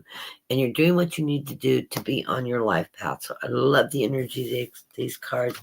Very positive confirmation of you're in a good place. You're doing what you're supposed to be doing. You have landed in the energy in which you intended to be. And let me hit these cards. The first card I pulled was your surrender card, which is, I'm pulling out of the pile, surrender to the magic of who you are. Well, there's a confirmation right there. What I just said. It says, we all have magic in us, even in the mundane aspects of life. Remember that you are the magical being with the uniqueness and worth that comes from just being you. Love it. I'm going to read that one last. What do I believe about money? Do my beliefs match my dreams? That's the topic of this card. It says, how does your relationship with money affect your current situation? Do you believe that you are worthy? Do you believe that you are capable? Do you trust money? Does money trust you? Money is an energy, the ebb and the flow. You are worthy of it, and it's your responsibility to heal your relationship with money as part of waking up to the whole of you and your purpose. So part of your lesson is learning to not be controlled by money, not to be put down by money, but using money in a relationship that is allowing you to serve a purpose and balance in your life. Like that message. Today's soul actions is the advice they're giving you. Take a deep dive in your belief system around money. There are many beliefs you need to upgrade and create the results you are wanting most in your life. Write out your money story. Is it time for a sacred shift? What will your next chapter be? Fill in the blank. I am grateful to money because, so think about how you are viewing money, what the purpose for, what it serves for, what do you believe in how that energy affects your life and how you relate to, is it what makes you? Are you a person that needs that golden palace? Bad example or hysterical. I said it sarcastically too. Are you that materialistic person? Does money control your every aspects of life? Do you have a good relationship with it where you have that even flow, that you just have that natural ability to manage it? I want to be one of those people that has abundance and the ability to manage it. So I always have it. It trickles to me. I'm one of those people that when I need it and I ask for it and Spirit says, yes, you have a need, it appears. Not enough to be rich, enough to help me make ends meet till it is again. I'm not born into a person that's going to hit the grand jackpot lottery. Even if I did, I'd probably end up giving it to everybody around me. Just saying. Okay, and people be knocking my door, everybody hand out. Okay. Shante, peace, blessing. It says, this is from the Navastat deck. It says, Shanta, blessed are you with everlasting peace beyond words or understanding. Blessed are you with tranquility and bliss, and blessed are you with the clarity that reveals the beauty of your soul and throughout which all appears as infinite. Namaste. I like that blessing. That's very pretty. Okay, and the final card is celebrate life. And this is the message from Spirit, the postcards from Spirit. Dear you, unfortunately, in this new normal for the whole world, things are changing at rapid pace, and the old ways we once trusted are no longer reliable. But leaving the familiar behind can be a good thing. When you are pushed to step up into the unknown, you are pulled forward into discovering new possibilities that have been hidden in plain sight. Check in with your higher powers. Your soul knows better than the small self. That's that higher self, guides, the higher power. Connect with it. Not just the surface you that does all the thinking on the surface. Okay, check in with the higher powers, and your soul knows better than your small self. Have faith in the support of the higher power and infamous potential for your life. Right now, the advice we have for you is this. Try something new, do something different. You won't know how it feels, what it looks like, or what the outcome will be if you don't take that first step into the unknown and experience the unfamiliarity. You'll be so glad that you did, because the treasure will appear. We are so proud of you for being brave. You are so loved and so supported. Remember, everybody, when these touch you, this is a message, not only for the person I'm reading for, but anybody that connects to it. This is a message for everybody. That's what these oracles are all about. If you're getting the information and your spirit guides are tapping you on the shoulder and saying, hey, pay attention to this one, it's inclusive to everybody, not just for this individual I'm reading for. Okay, and I really like that card a lot. Like I said earlier today, I'm reading for you all, but I'm getting so much out of it myself. Next up is Lotus. Lotus of Serendipity. Okay, it broke out for me so I could say it. See how weird my thing was. I love it. Okay, Lotus for Serendipity. This is Helen Cappy. May I have a reading? Yes, of course you may have a reading. That's what we're here for. And following, I'm disconnected from my channel, my feed channel.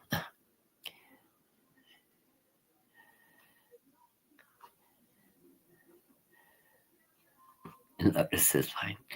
I love Lotus. Have you seen the Lotus? You can buy the Lotus seeds and put them in a water bowl. And the one, I've had ponds with Lotus growing in them. Oh, they're so fragrant and beautiful. But on Amazon, look up Lotus flowers. You can actually buy them and grow them in your house. They have a lot of beautiful energy that will bring energy into your home. It's a natural air freshener. It rejuvenates the air. It puts all this beautiful fragrance, and they're extremely fragrant flowers. But people tend not to be really allergic to them. They don't throw off like pollens like some flowers do. So if you guys are into stuff like that, which I'm a weirdo and I am, and I haven't bought them, it's one thing. It's on my list of things to do. With all the wealth I don't have, but having raised them in the ponds, they're such a peaceful flower. They just has beautiful Zen energy about Lotus flowers. And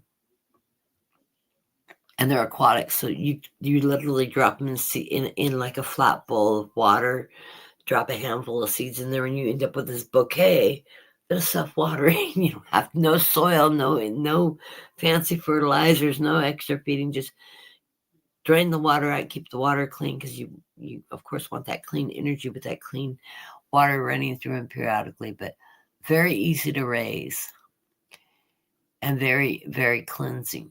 I'm just sliding up here. Trinzon didn't wake up from his nap. That's very surprising. He'll probably pop in. Considering I'm an hour and 45 minutes, he should be in any time now, unless he's gotten busy doing something else. He has this really phenomenal energy when I connect to his readings. He's such an interesting person. And I read energy when I connect to people. I connect to energy that you're putting out.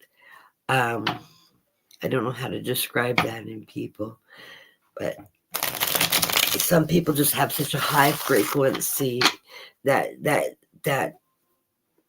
connection to spirit. I can feel that energy put off it just being here in the room.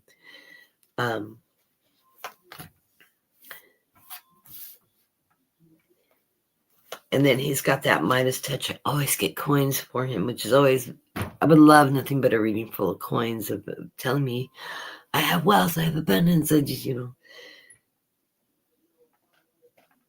I'm not that person.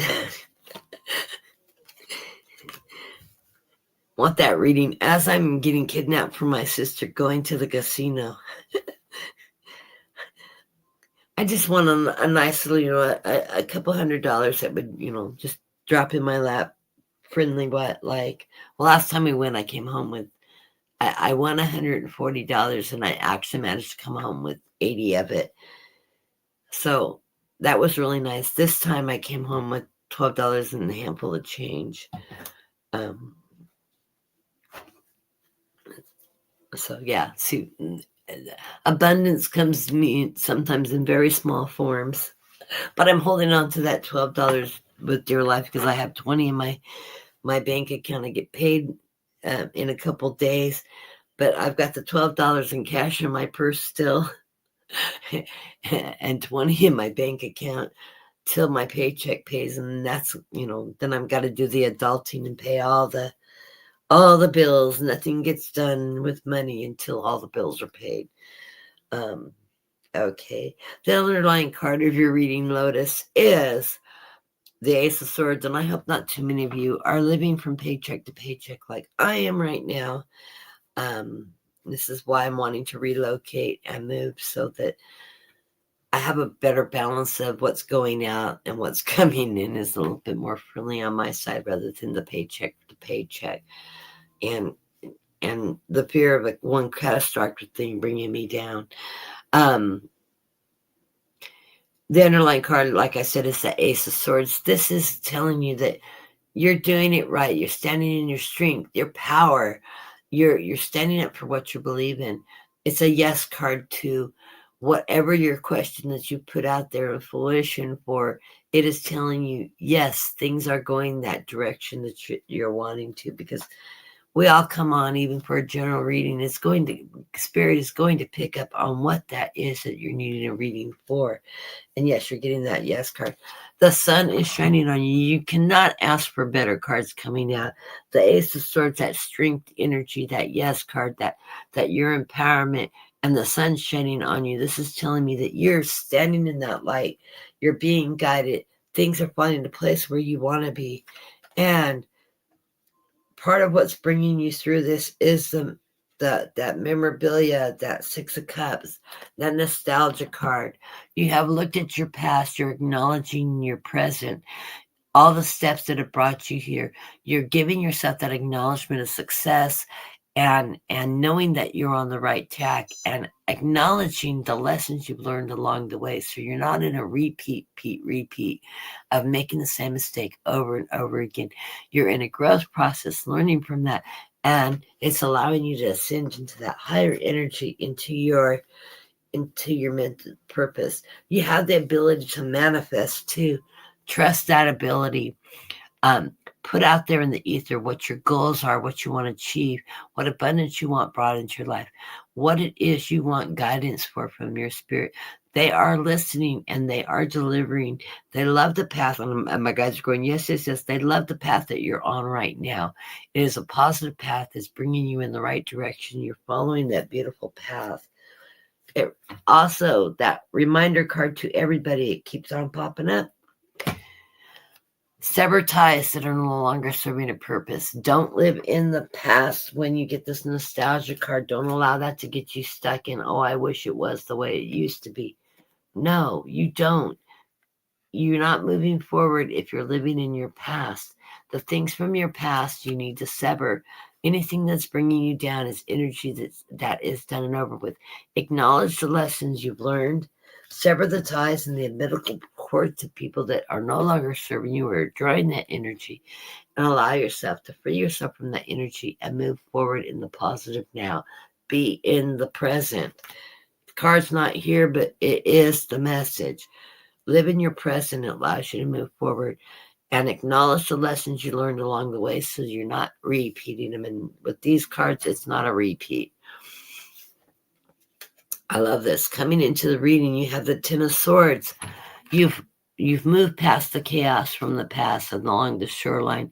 Your ship's out to sea now. You're seeking that light, that adventure, what's coming up next. You're out there selling into what you're not. You're not waiting for on the shoreline, waiting for those ships to come in. You're out there seeking it. You are moving forward into that light, and you're staying in that light as you're moving through this period of time.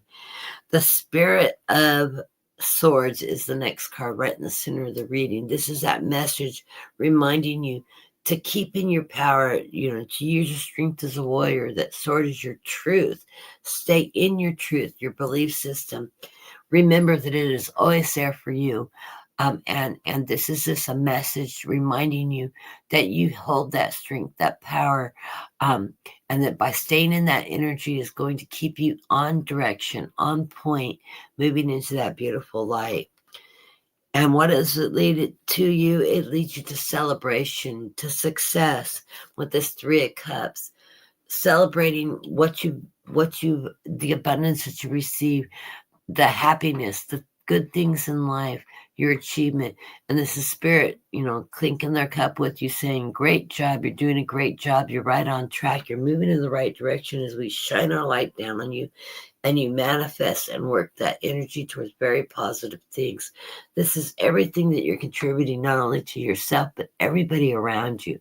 It's that energy flow, that you've got that flow of the tides bringing in and out, and you're not afraid to seek what you want, to manifest what you want, and to share that energy with others around you. So I love these cards. And let's get some messages here from the oracles. Surrender to addiction. To your addiction. Addiction is not just drugs or alcohol. Addiction can be any kind of thing. Something that you're habitually doing. You can't pull yourself from sometimes. Sometimes you need to just take a break from something that you're repetitively doing. It says, whether you're addicted to a substance, to food, to people, to sex, to overworking. Yes, I'm an addictive workaholic. I'm an addictive perfectionist.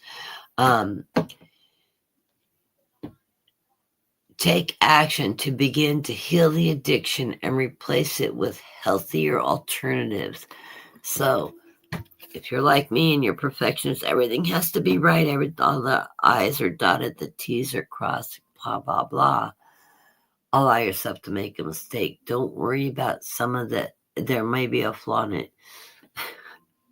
I'm extremely artistic. A great example of this. I make quilts. And I have been known to rip an entire project apart because I found a mistake in it, and it was in the middle, and it stood out like a light bulb to me to fix that one problem and reconstruct it. And one of the things I do to break that habit is that little flaw is that little bit of love I stitch in there. You're supposed to notice it because I attach love to that spot. It's supposed to have that flaw. And my daughter brought her quilt back for me to mend once, and I told her that. She cracked up laughing, and she goes, Mom, the whole thing's nothing but love. And I said, yeah, but that's the one that reminds you. It also keeps you connected to me. So yes, I will repair your quilt. Anyways, I thought that's what popped in my head. I needed to share that. Okay. It says, you are magic, the postcard from Spirit. It says, there is only one you, and you have a unique place in this universe. Sometimes situations come up that are challenge you to authenticate, and that means that you have to be fully yourself. Let go of being what you think others may want. Now it's not the time to conform to others people's standards or expectations. Be proud of who you are and be courageous. Stand tall in your convictions. Being yourself is a powerful statement and will only lead you to success and ultimately happiness. Don't compare yourself to others. Want you to have choice of what your heart wants and know what your takeaway. What is your takeaway? Did I follow that line or did I skip one? No. Know what your purpose is alone. No one can claim the magic nor take it away. See, I jumped a line. That's called dyslexia. When you place authenticity and originality high on your list of priorities and give them the prominent place in your awareness, extraordinary things happen. Your life is a beautiful one. Love always and forever. And we all have a tendency to want to be what we think others think we should be. I don't know why in human nature that we have a tendency to move that direction, but everybody at some point in time tries to live up to some what we perceive somebody else's expectation with us is. I remember having a conversation with my mother about my career choices, my education, etc. And my mom says, I don't want you to become me. I want you to follow what's in your heart, what's your dreams, and find your own successes. And you will be as successful as you perceive I'm being. What I want you to do is find your happiness, what drives you. What a great piece of advice, because I thought I was supposed to, mimic my parents.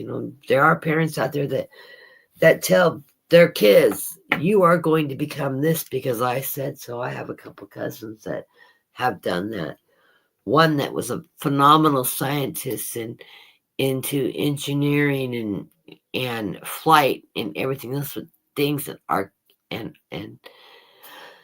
things that he was fascinated with from a kid. No, he ended up being a computer science geek. He does securities. He's so educated. He does securities into to breaking in and building security systems for corporate systems and setting those up.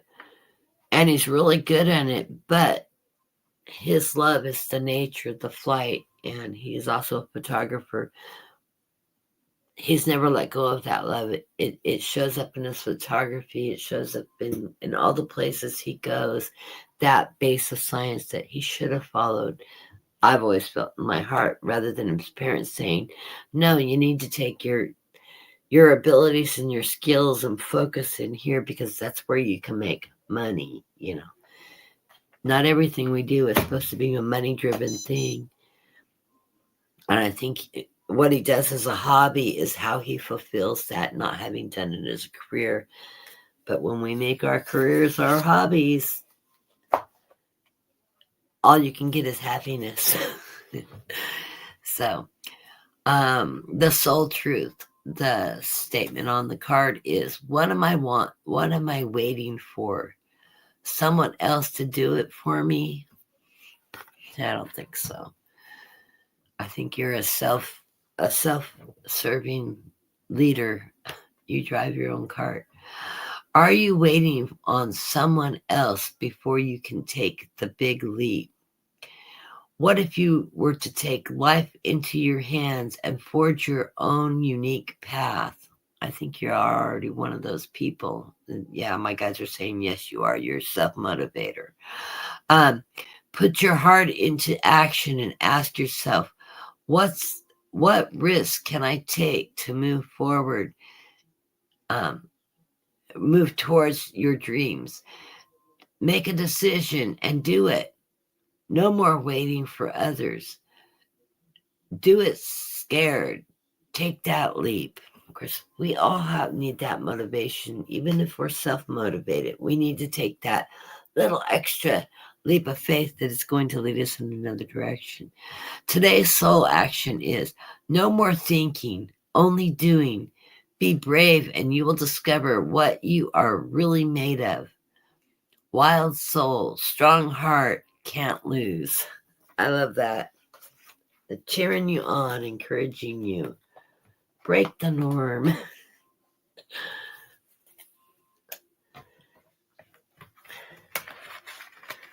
I don't think I did a surrender card for you. I don't know. My guys are saying you don't need one. Okay, blessings of good fortune from Namaste. Rich, rewarding experiences bring you an increase of spiritual awareness at this time. Good fortune flows to you and your third eye opens. You are inspired, feeling totally at peace. Life is beautiful, transparency woven into the threads of love. Namaste. Love the card. I connect with trees. So, love it. Okay. We are getting through the list. And I'm over 2 hours, but I haven't been reading for the 2 hours. Tammy is up next. Blessings to you, Tammy. My love, heart, prayers are to you for your healing energy during this period of mourning and loss, and to your sisters and brother and your whole entire family. I love the family picture you put online. It was such a beautiful picture. And I saw that right before I came online and then read your message. So blessings to you. Your mother hasn't connected with me yet. She will, though. Your grandmother tells me she's just working through it's not the life review. She's just, settling in on the other side.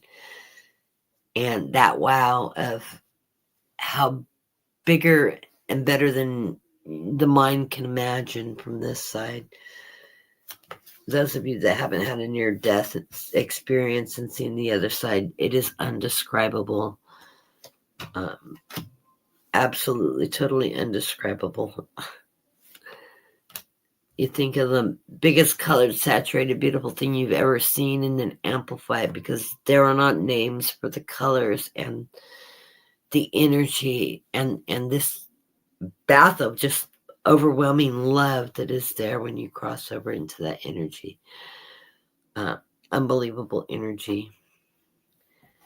Don't worry about anybody that lives their life. And I don't think there's a hell. I think there's different levels of heaven, and some are a little harder because you're going to spend some time reviewing those lessons that you needed to learn, the reasons why you were there, etc. I don't think there's a punishment, because when you have a crisis life like Donald Trump is going through, you would think he'd be going to the brinks of hell, etc. But he was here to play that role. He contracted into it. And I am not defending the man or his actions or anything he's done in this lifetime. But if you weigh on what he's done and what he's representing that is going to cause his demise, his implosion, he's learned the lesson of also the promise he made when he stepped in the office. I'm going to drain the swamp. he meant that I'm going to drain the swamp and change the government and clean everything up. Wow, amazing how that's happening. He's drained the swamp and exposed everybody in the process. And it's going to happen that everything gets cleaned up because he drained that swamp to the point nobody can hide anymore. So, mark my words, those words had meaning. That promise is being fulfilled, just not in the way our minds thought it would come. Spirit delivers some of those promises very differently than you would expect them to come and bring them. So, Tammy, the underlying message to you right now is this is a period of awakening. This is your connecting with the divine, part of your ascension, part of those life lessons that bring you forward and move in that energy. So I love this card because I know you're very connected to spirit. You are gifted yourself. You connect to your family, the spirit, to your guides, to the divine, and you have that faith that helps support you through everything, and you trust in that energy. And so this is just that acknowledgement. They're seeing you, they're acknowledging your relationships. This brings you balance in life. Makes things level. This is what helps bring you to center. Everything that you've learned in life, all the lessons, the struggles, the gifts you've received, everything is bringing a balance to you. And this is also giving you that message of, with great loss, there is also divine energy and lessons that gives you that faith and strength and that, and the blessings that you had to have that connection, that loving, nurturing relationship with your mother, your family, your friends, all of you that are grieving together. It is all connected together as part of this great lessons and support in life. And it brings balance to everybody. You get the Four of Wands. This is that foundation of love energy, that great foundation, that creativity, that knowledge, that learning, that strength. This is that foundation that you were raised in. It is reminding you of that strong foundation and that closeness and the importance of family, friends, and loved ones in this period of time as you all are working through different aspects of grieving and remembering and memorializing this period of time. You're moving into this period also with the Spirit of Pentacles. This is that messenger card that is telling you do have financial stability. You have this. Don't worry about these things. It is there when you need it. Now you're like me, you're living from day to day, etc., but you're not going under. And you have that financial stability. And the messenger is giving you that message. Don't put a lot of energy in worrying about this. It's there as you need it, that you're secure in that way. Right in the center of the reading, Spirit is wanting to know and give you that yes card in your faith, in your strength, that you have the strength to move forward in your energy. You stand in your belief systems. You stand in your strength. You have overcome so much. This is just one more part of life and aspect. It's a learning lesson. It's an opportunity for your connection with faith, family, friends, and everything around you. And you have the strength to endure this. And I love it. It's a beautiful soul. Yes, you may be having a feeling right now that there's a few obstacles in the way, etc., but you're free and clear. You get the Nine of Wands. That's that action card. Just moving forward. You're starting that new beginning. This is telling you you're going through a new beginning now. You've seen the whole process of the Fool's journey go through in this cycle. This is your new beginning. You've been given birth to. You're coming out of the nest. You're running into that ocean for new opportunity and new life. Yeah, you feel like there may be some threads, things coming down, but they're not. He's just trying to catch one, but he hasn't actually aligned with any of them. You're moving into that new energy, that new life, that new world, and all those opportunities that are going to present yourself. So I love this reading. I love this energy. I send all my love and heart to you. We will connect sometime this week and talk and catch up a bit. And blessings to you, Tammy. And I believe you were the last reading of the day, and I have oracles to pull for you because Spirit still has message. Yeah, you were the last reading today. Unless somebody stuck in the room. Let me jump over and see if anybody else jumped in. I love these oracle cards. Aren't they great? I like doing this as a mix. Oh, love the message from Lotus. It says, Miss Kathy, you have a wonderful, kind heart. Lord gives you many blessings. Thank you very much for all the cards. Love all the guidance, Miss Kathy. You're so welcome. I love the green hearts. Green is my favorite color, by the way. And blessings back to you. I get so much out of these readings, because like I said, I'm connecting with my own. I need to see these messages too, just like everybody else. So my giving is also receiving at the same time, if that makes any sense to you out there. And when I listen to other readers and watch other people's readings, so many messages so ring true. And that's all part of this energy that us readers share. And we're on our life lessons of that learning process too. We're given a gift to share a gift. And in giving, you get receiving. Like I always say, it's not an eye for an eye. It's just is. And the way Spirit presents that give and take is not what we would think it would be. It comes in many, many different forms. So the surrender card for you, Tammy, is surrender to receiving support and love. Wow, what a message. Allow the love and support of others in rather than trying to handle everything yourself. Receive all that love from everybody in the community. We all have prayers and beautiful energy sending you and everybody in your family. And, embrace your family in this time of needs. Talk if you need to talk. Remember all the wonderful things and talk about it. Share it with others. It says this can take the pressure off and simultaneously nurture you. So I love that. That is such a beautiful card. And then from Namaste, it says a crystal clear blessing.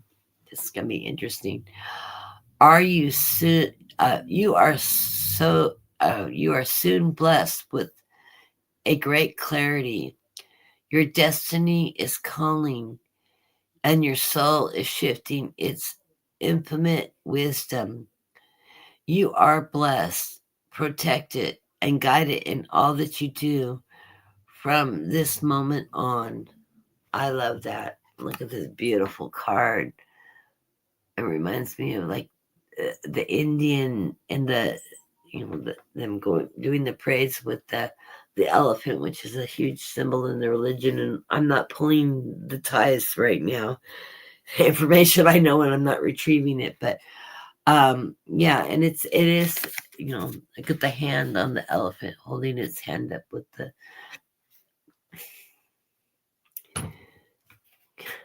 the symbol. Gonna have to look that up to get more information because I am not dragging it out of my brain right now. I'm gonna brain fart on a knowledge that I know. Oh, it's always frustrating when I go there. And then gonna cut the deck of the truth cards, see what comes up. What am I grateful for right now is the question. Okay, it says, adopt an abundant mindset. Gratitude is attitude to all of your problems. It is impossible to be fearful and grateful at the same time. Gratitude improves your health and opens your heart and changes your state. It said today's action. It says the universal law of attraction says that we attract onto our lives that in which we are focused.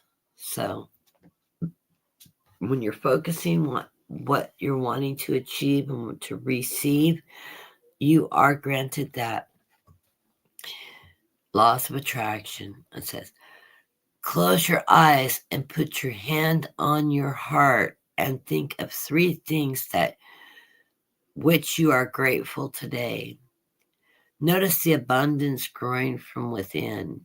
So it's time to do that blessing of gratitude to whatever comes to your mind that has an importance that Spirit's motivating you to acknowledge right now. So I love these cards. I love the messaging. And one last card, and I need to turn my light on. It's getting dark in here. I usually turn it on. It's not a super bright sunny day, but it wasn't a bad day. Boom, let there be light. See, it does make a difference. Not so much sitting in the dark. And my dad's here. Those of you that can see him, he's standing on this side. Everything's backwards. He's standing over here, not quite behind me. It says the theme of it is you are loved. It says, dearest you, everything is in divine order. Even in chaos, there is order. And we are always in awe of this. For you, though on your human journey, things can get disorganized in your mind and in your physical reality. You need to get rid of the clutter. Whether it is too many stories in your mind, too many what ifs, or fearful thoughts of the past or the future. Instead, focus on the now. We're always hearing that message. Live in the now, not in your past. Because you and I have talked about that a lot. We don't live in our past, do we, Tammy? We congratulate us for our accomplishments from our past. Instead, focus on the now. Empty your mind, clean your house, and throw out any object that tells you an uncomfortable story. Discern what you have. Sort, purge, clear, and organize. We want you to have space to fill with something better. Spirit loves a vacuum, and as it gives space for brilliant new energy, let go of what is not serving you and give order to what remains. See them, know their value, and your soul needs organization in order to keep you connected to us and to spirit free of distraction. You are so adored by so many. We hope you really know that. So I'm in the process of cleaning because I'm trying to get organized and packing. And I'll tell you, I moved into the front bedroom, which has been a catch-all room. And I have a lot of storage of sewing supplies and things I've been packing around for a number of years that I actually haven't unpacked. And I have gone through and I'm sorting out the things that I use that will be utilized, that are needed, treasured, or, whatever.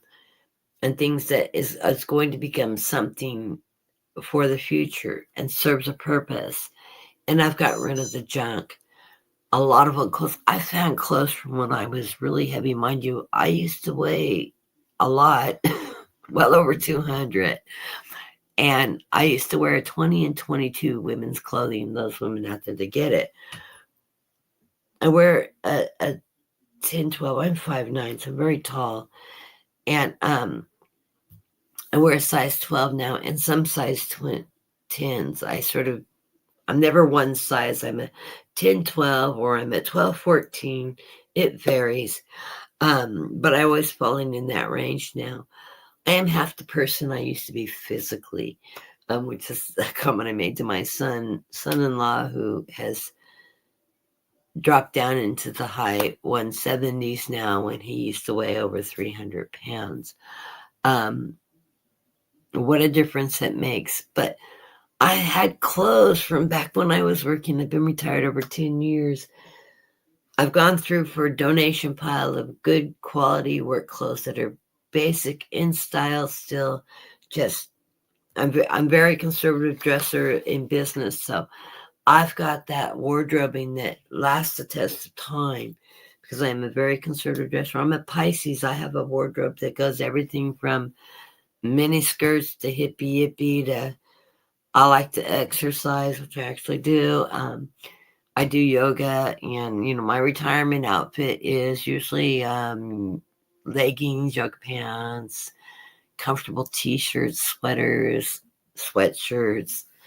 That's my day-to-day. But I also have how am I presenting myself to the world? Am I going having a good time in my hippie yippie, or am I out for a nice, more elegant dance date for my husband, or am I more free spirit than that's the wardrobe of a Pisces person. We don't lock ourselves into one style. We have this multitude of diversities that every aspect of our personality comes out on. But I'm getting rid of all that old abundance stuff. And in fact, I have missed this skirt while I was going through things. And I almost just threw the whole thing out, not looking through it, because I was just at that point of the day. And something told me to thumb through that box, and I found 2 t-shirts I've been missing in that box. And I don't know how they got mixed up with these old clothes. But I have a 3-tiered skirt that's turquoise, turquoise and lace. It's one of my hippie favorite skirt. It's 3-tier, it goes all the way down to the ankles. I wear it with my Birkenstocks and my earthy shoes, and usually I wear it's a summer weight dress, and it's got this neat pattern design. I'll show it to you guys sometime when it warms up and I'm wearing it. And I wear it with like a turquoise tank, or something cotton linen. It's just one of those airy, breezy, free-spirited outfits. And I'm glad I went through the box, because I've been thinking about that skirt for months. I've been seeing it. So the fact that I started doing this cleanup move and all that, and appeared to us up, and my guides told me, you don't want to just throw that box if there's something you want. You've been desiring in it. Funny. And there it was. And I'm so grateful that I have found it. It's been washed. It's one of those, you can run it through the washer, but because it's crepe fabric, you do a broom, they call it broom handle, to keep the crepe, and so it all shrinks up so that when it opens up and the air catches it, it does its thing. It's got a lot of movement. But it's a favorite. And it's I don't own a bunch of them. It's just one of the things, and I think I probably had the skirt for over 20 years. I've always taken care of it. How it ended up in that box, got mixed up in that box, I could not tell you. Probably my husband picked it up and threw it in there, moving laundry or something. Who knows? But that was that catch-all room. And when he get mad at me because I didn't move stuff out of the washer and dryer fast enough, rather than hanging it up on hangers or doing like I do, fold it down for him. And I hang everything. Just my style.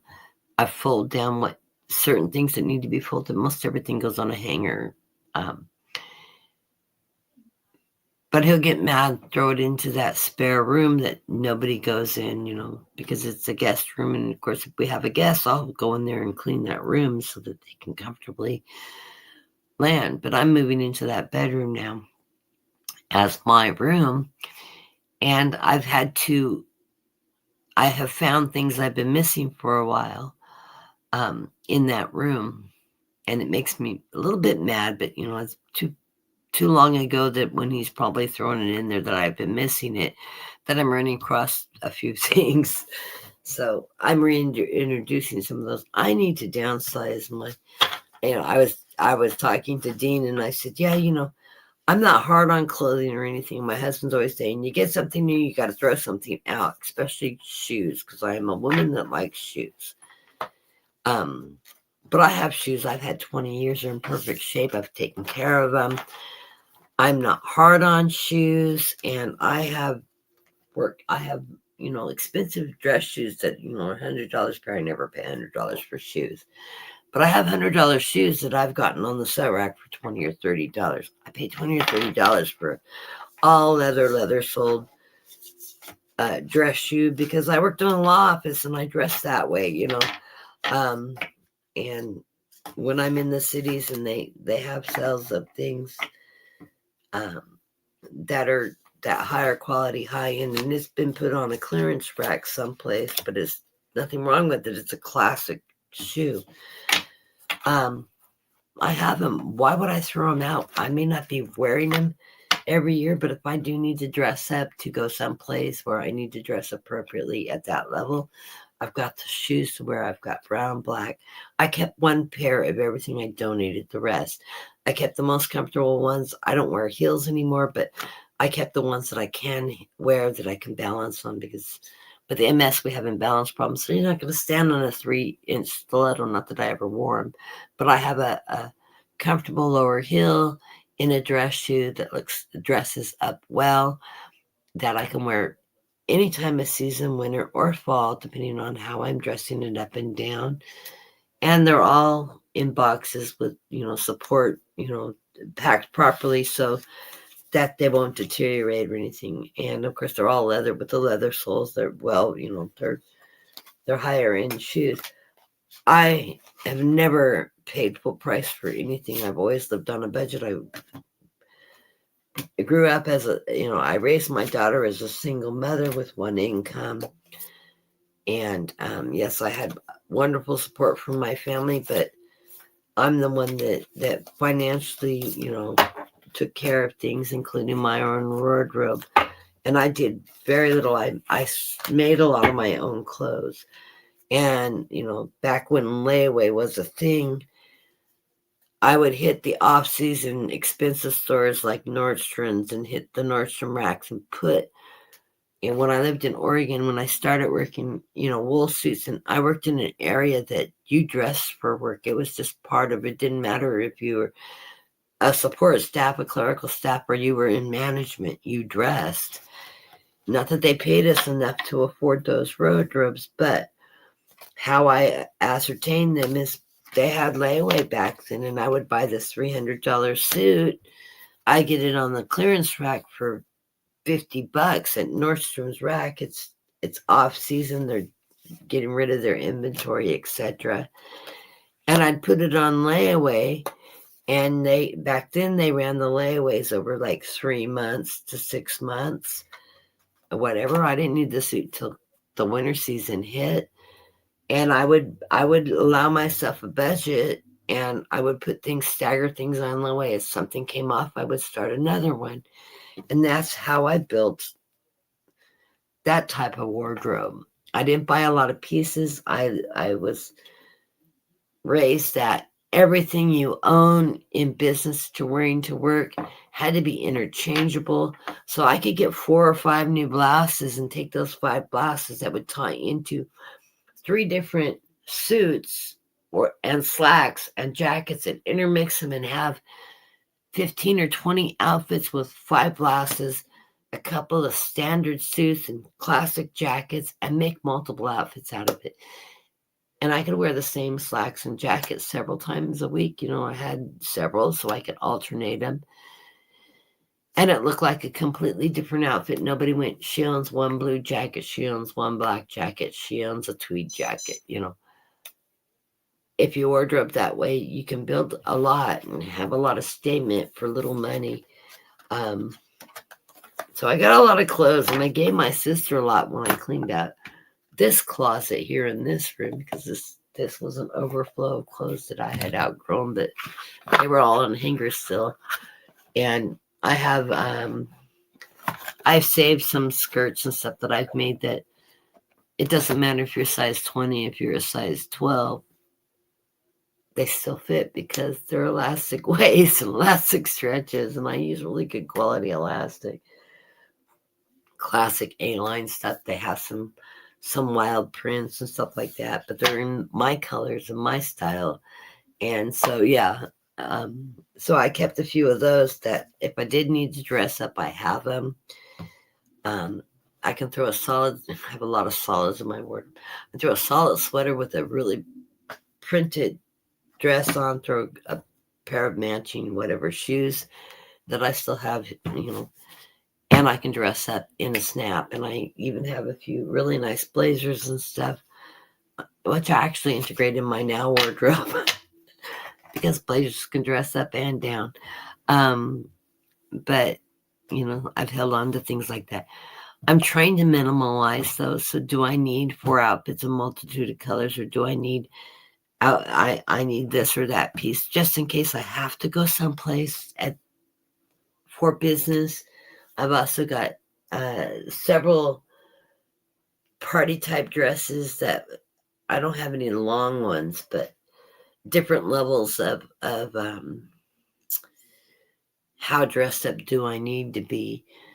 I'm not a big party goer, I'm not in the beads and glips or anything. I'm very, very conservative, but they're classics, just classic flowy dresses that dress up for a dinner party or whatever.